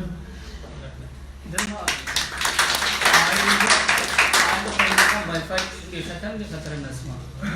Ayrıca Mesela bayan sizde petkende şu kısat takıldığan mesela orada şu alakalıdan işlerde şunundaki mesele şifrelerine eşkalı koyduğun ya ki şunda bir haterlik yunus olan bağım yok. Haterlik nasıl oldu? Öyle ki Wi-Fi'nin iki kutusu var. O kutudan içleme bir meşruat sistemi sağlamak mevcut. Bu meşruat sistemi onunki nuzulsu firmware'deyimiz. Ne oluyor ismini? Meşruat sistemi değil. O meşruat sistemi ROM konuşulan drone deployment. Şu neyse, devamlı nüfusunu yayınlatıyorsunuz. Adette sizin servis mülazimetle temelleyen telekom şirketi adette otomatik onu yayınlattırış gerek ama hem sıkılmaydı. Şu an pat aşındaki nüfusununki yeni mesleki gibi kalkılan. Daha fazla aşağı kartta ama telefonda işlerken normal tol geçerken mi oluyor? Elbette. Normal tol en bir hatta. Çünkü o telefonun tolu en bir hatta. Anlık mı VPN sistemi şabayam sizden VPN arkalı sözünü kullanırsan da ona mı ayrı bir geçerken kullanış solu var mı yok? Bu VPN diyen de şu Virtual Private Network diyen kısaltması şahsi mevhum şahsi tor diyen. Ben VPN'i işitme deyişimden benim uyumdaki o router Wi-Fi'nin nesne 3 dal VPN profilini tekrar oldu. o işin içinde boğalık için ben o bir vasıtçılık. Eğer o olmasa adette VPN mülazımətini setivasınızın buldu, ayda tuttuğudaysınız, bir $10 etrafında buluşu mümkün. Siz anlatsınız, onu mülazımətle təminləyir o şirket. Siz bana üstüge bir yer yumuşaklığı muhaçlaysınız, ya o zaman mehlinki mesela düz tuban. Şuna bırak şu profilini bikti, profilini anın kendin aşağıda çıksınız. Ama sizin VPN mülazımətle təminləyir şirket, bir xəttərlikinizi kapalı etkilir o şirket. Şunlardan siz bir xəttər bağımlarlaysınız. Hem de üyümüzdeki torda yeni kayıt gelsek, hem de birisi o firmware'den gibi oldu ya ki meşgul sistemimizdeki. İkincisi yani kendi siz hotspot kılavuzda da bunun bir password bilgisiz. Password bilgiye vaxtıda bunun şifre yani. Şunu bir kere vaxtıda onunki bir xəttər bombaları var, bir xəttər bombaları var. Konarakları bir xəttər emas, mesela web ya ki WEP degende konularında var, WPA ilişki dediğinde var. WP imkan kadar bir xəttər olmalı. Mesela WPA ilişkini işlerken, aradaki password bitkende mümkün olsa, sen mürekkebrek hatta jigimi xanlık sanığa kadar bir mürekkebrek password işlerken. Anın kayında cik Wi-Fi'da mihmanga içip koyulduğun bir misim var. Çünkü hakikaten Wi-Fi kelgan mehmon kelganda Wi-Fi'ni passwordini terib so'rab qolsa, oson bo'lishi ba'zanda mehmonnikini ichib qo'ydi. U bexatar emas. Odatda ko'pincha yangiroq nimalarda mehmonnikini 2 soatda ichib qo'ymaylik, 4 soatda ichib qo'ygan vaqtni tanishtirib avtomatik uchib qoladi. Agar undan bo'lmasa, siz mehmonnikini ochsangiz, o'zingiz passwordni, shifrlarni o'zingiz belgilab, siz bexatar ichib berib Babası yol duyucu bir bağır. Bu misallar ne yapacak? Maşına içinde oturup etrafta koşulmalarını mesela Wi-Fi'lerini neden kılıp scan kılıp anladaki ne kadar bu mantıkla hücum kurduğu işler bağlayıp teknikler kendi torunun ne kadar beşeter emesliğine göz tutmuş kılıp bu tecrübe kılıp. Yani o için hackerler oyunu etrafta bu şey ihtimallık ama töber. Lakin şunu aklıma öyle ki tor en olduğundan torlanlar birisi. Çünkü ünlü kesatlarının şuna bağlanan hatta bazen çağda filmlerde görürüz. Herkler şu oyunun Wi-Fi'ni kuzu kirip, oyunun televizyonun bazen televizyonun kamera varmaz ki. Oyunu işte bu kadar kaşın görüp olduğu işlerini ne gösterken iş var.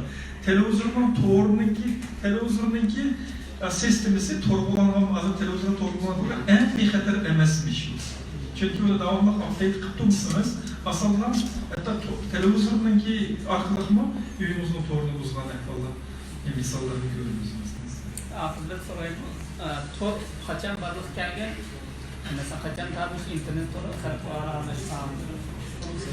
Hem de bu torun tarihi ben tasmin etmem ama hazır işin atsam siz şu tor diye vaktimiz şu www'ni misal alınız. Bunu bu destek tor varlık gelgen vaktında bu paketler her bir yaki şu Amerika'daki şu ne diyeyim mağrip sisteminde uçurulmuştur için işletken. O seyirler mesela bir xil uçurlar, köpçüler başkaları temelinde uçurlarını bir tor koyup koymuşlar, bir tor okşaş bir nesne koyup koyuş için ben sonlu adamlarsın. Serindeki bir adam başı. Liber ne meşgul kardeşim. Das isim yok. Bu adam şu www World Wide Web diye nesne HTTP kodunu yazıp destek kimden aşağı nimeyi koyup diken aldım kışıldı mı? Muhabbetini 30 yıllık nemesini hatırlıyor o da serindeki bu hem de şu hazırda World Wide Web hazırda şu internetteki dünya gelişindeki nemesi. Ondan burun normal gelişimler olan mesela UUCP degende Unix kopyaları ve başka gelişimler olan o çatı tor gayet halak olan. O şeyden şu World Wide Web degen teknik nemesini desteki HTML'deki standartını belgelep kıyamdaki o şahsi geçirdiler bu tor ana kelime şu dünyanın faydalanışı başladı. Ben onun dışında Tesla Ermiş'ten kodunu şimdi şu 92'de telefonatör var. Şu Ma kibirde internet aşı Google'ımızda da bağlayıp yaşamak. Şarjı da azaltmayın. Onda bilen Qeyrdaşlardan özür so'rayman, chunki kasbiy qeyrdaşlarimiz bor, kasbiy savollar so'rayman. Lekin men so'ramasam ayollarga qolganda savoldan boshlayman. Endi turishim. So'radim, biz vatan ko'plarda shunday undidordan sababidan ovozini shunday bo'g'ishtirmoqlar. Xitoydan nurg'un qeyrdaşlarimiz tutib ketgan ishlar bor edi. Hozircha bundan keyin nima sababdan qanday qilgan degandek hayronlikdan bu kesib o'qilganim uchun. İkincisi biz Mısır'da vaxtımızın şundan bulan evvelde oğuşlarını iki uçurdu burada oğulgan deyken şu yılını burada ayıklayıp başka onlarla şu namda bence deptop yapmışlar deptop ulanı iki uçurdu oğulgan atanasını tertip bakışlar olan azrımı şu arkadaşlarımızın arasında uçur bir kadarlık doğrusu gibi sözler oladı devlet arasında toplayıp işlere bulap durdu. Ondan başka Rusya'ya Xitoydan satqan mallarning ichida ham o'shanda o'tgan haftada Mishel xabar chiqdi, bu ko'p bo'lib o'zgadi bir ikki yil ichida. Bu o'shanda o'tganda Xitoydan mallarning asli yig'iliqda 1-2 gram yig'ilib chiqqanligini, buni tekshirsa ichida maxfiy tomoshabinlarning borligini Ruslan yo'qib qo'yganlarda, bundan keyin 1-2 metr oraliqda Wi-Fi-ni o'zi qabul qilib avtomatik kompyuterlar o'rnatib, shularning kuchini qabul qila oladiganlarga o'shunday ishlarni aldi doktorlar. Bundan keyin Rossiyalılarning qancha darajada amadagi Uyg'urlar qanday shunday ishlar bo'lardi. Bu to'g'risida biz bir diqqat ogohlantirishimiz deb tasda. Ikkinchi savol qoldi birdan. Endi oldimizda ikki ustoz tizimini tanib oldik. Endi shunday tali izni keldi, doktor keldi.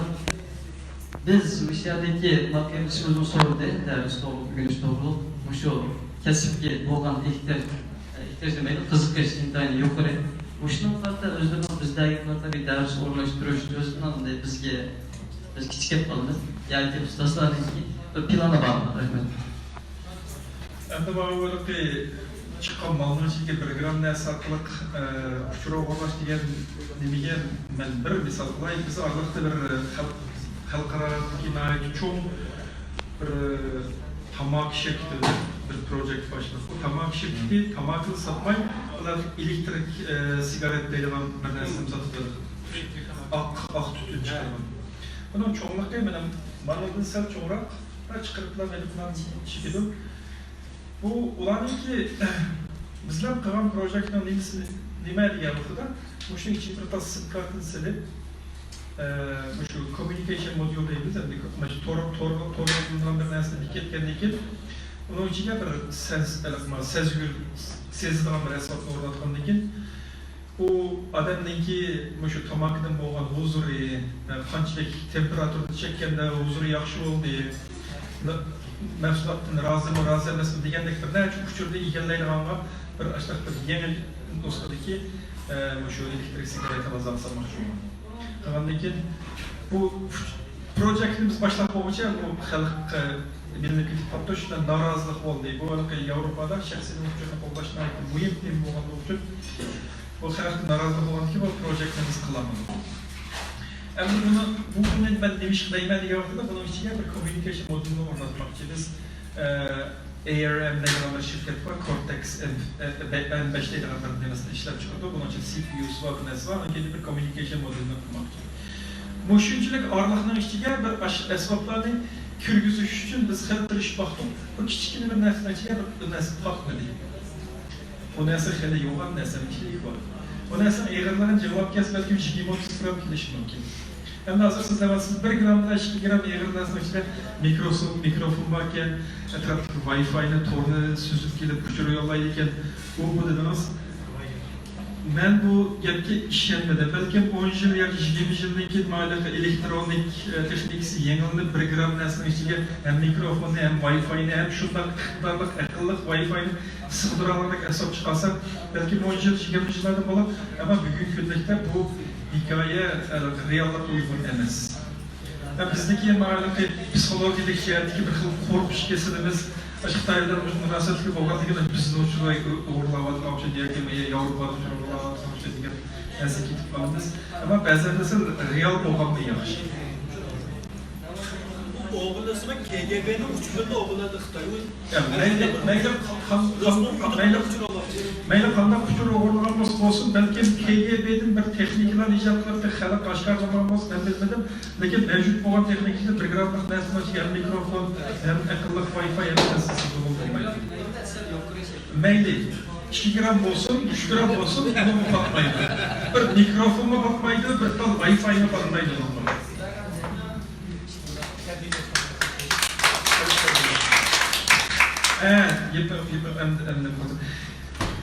Tülügün akademiyanın yığını ahırlaştı. Ben şu yerde bir fikir kıldım. Bizim akademiyanın sözünü olan temalar asasen şu hazırki vaziyet doğrultuları. Doğru bizim bir ihtiyacımız var.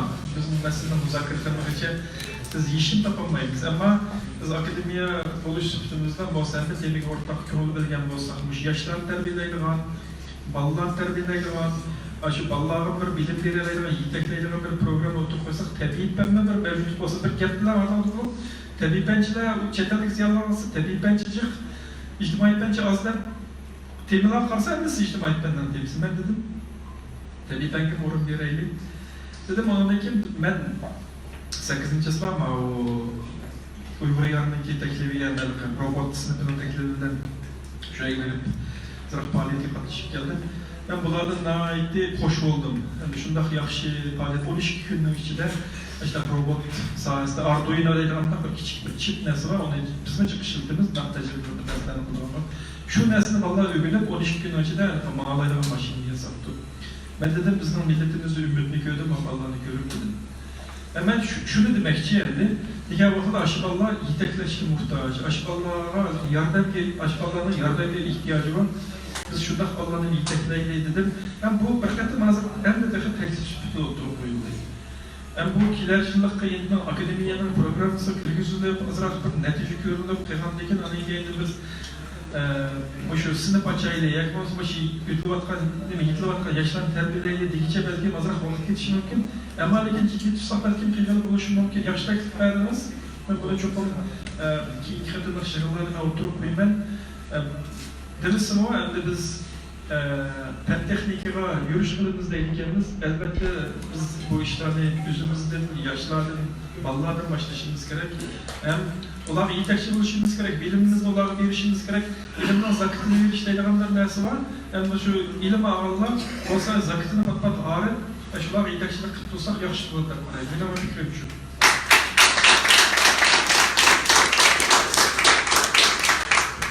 Selamünaleyküm. IT mutasyası bunu salaytınızlar, özünüzün Uygur davasının kendisinde nerede köksüz ya ki IT mutasyası konusu olmaz. Yani Uygur davası kanda planı.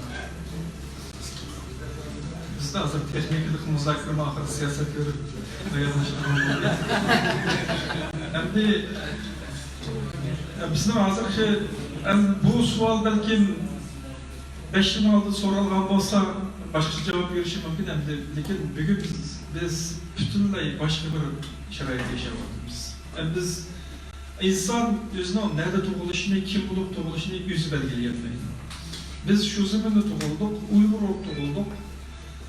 Yıldızını hiç kim kırkır edip yıldızsız yaşayamaydı. Meyli çetelde yaşaydı, meyli nerede yaşaydı, biz Uygur.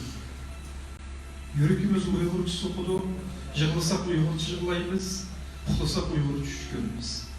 Yani onda boğan iken, ben IT'ni kılıp, maaşımla ile balamla bekip, hatta ahire huzurumda sürüp yaşavırmen deyiş, bizge maskenmeyin. Bir ziyade maskenmeyin. Yani Uygur davası da özümüzde nerede görürseniz diyende, ben üzerinde nerede görüşünü arz okusam, ben şu yerde görürüm. Çünkü ben bir Uygur'la bir perzenti buluş sütünden üzerindeki küçülme çıkışım gerek. Çıkarmanken elbette ne ihtiyacı olsa ben şu yerde üzerinde koyayım.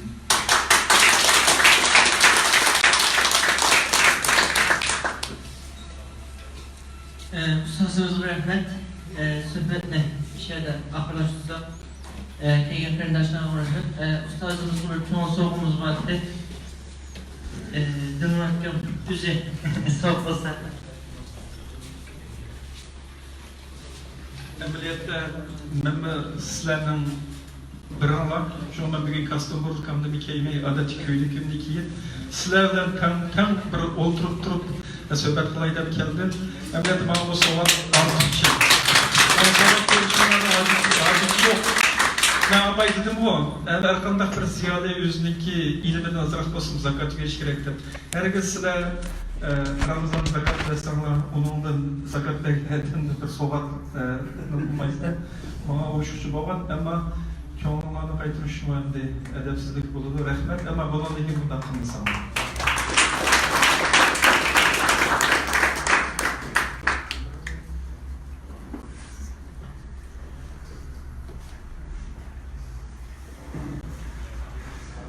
Ben ahırda şu özünün kıymetli vaktini çıkarıp biz bilen şu ortaklaştık gelgen, bu söhbetimizge dahil olan Şükür doktorga çın kalbimizden rahmet eytimen. Andın bizge şu sorununu hazırlap gelgen, samaverge. Andın şu ilimden, alımdan, hürmetini kılıp bu sorun kıytılgan. Ama kıyırındaşlığa için koymuşlar rahmet eytimen. Allah'ımızda sorularımız ne? Davamlaş toğu demiş onları menfaatini ilgili sıkısı var. Rahmet.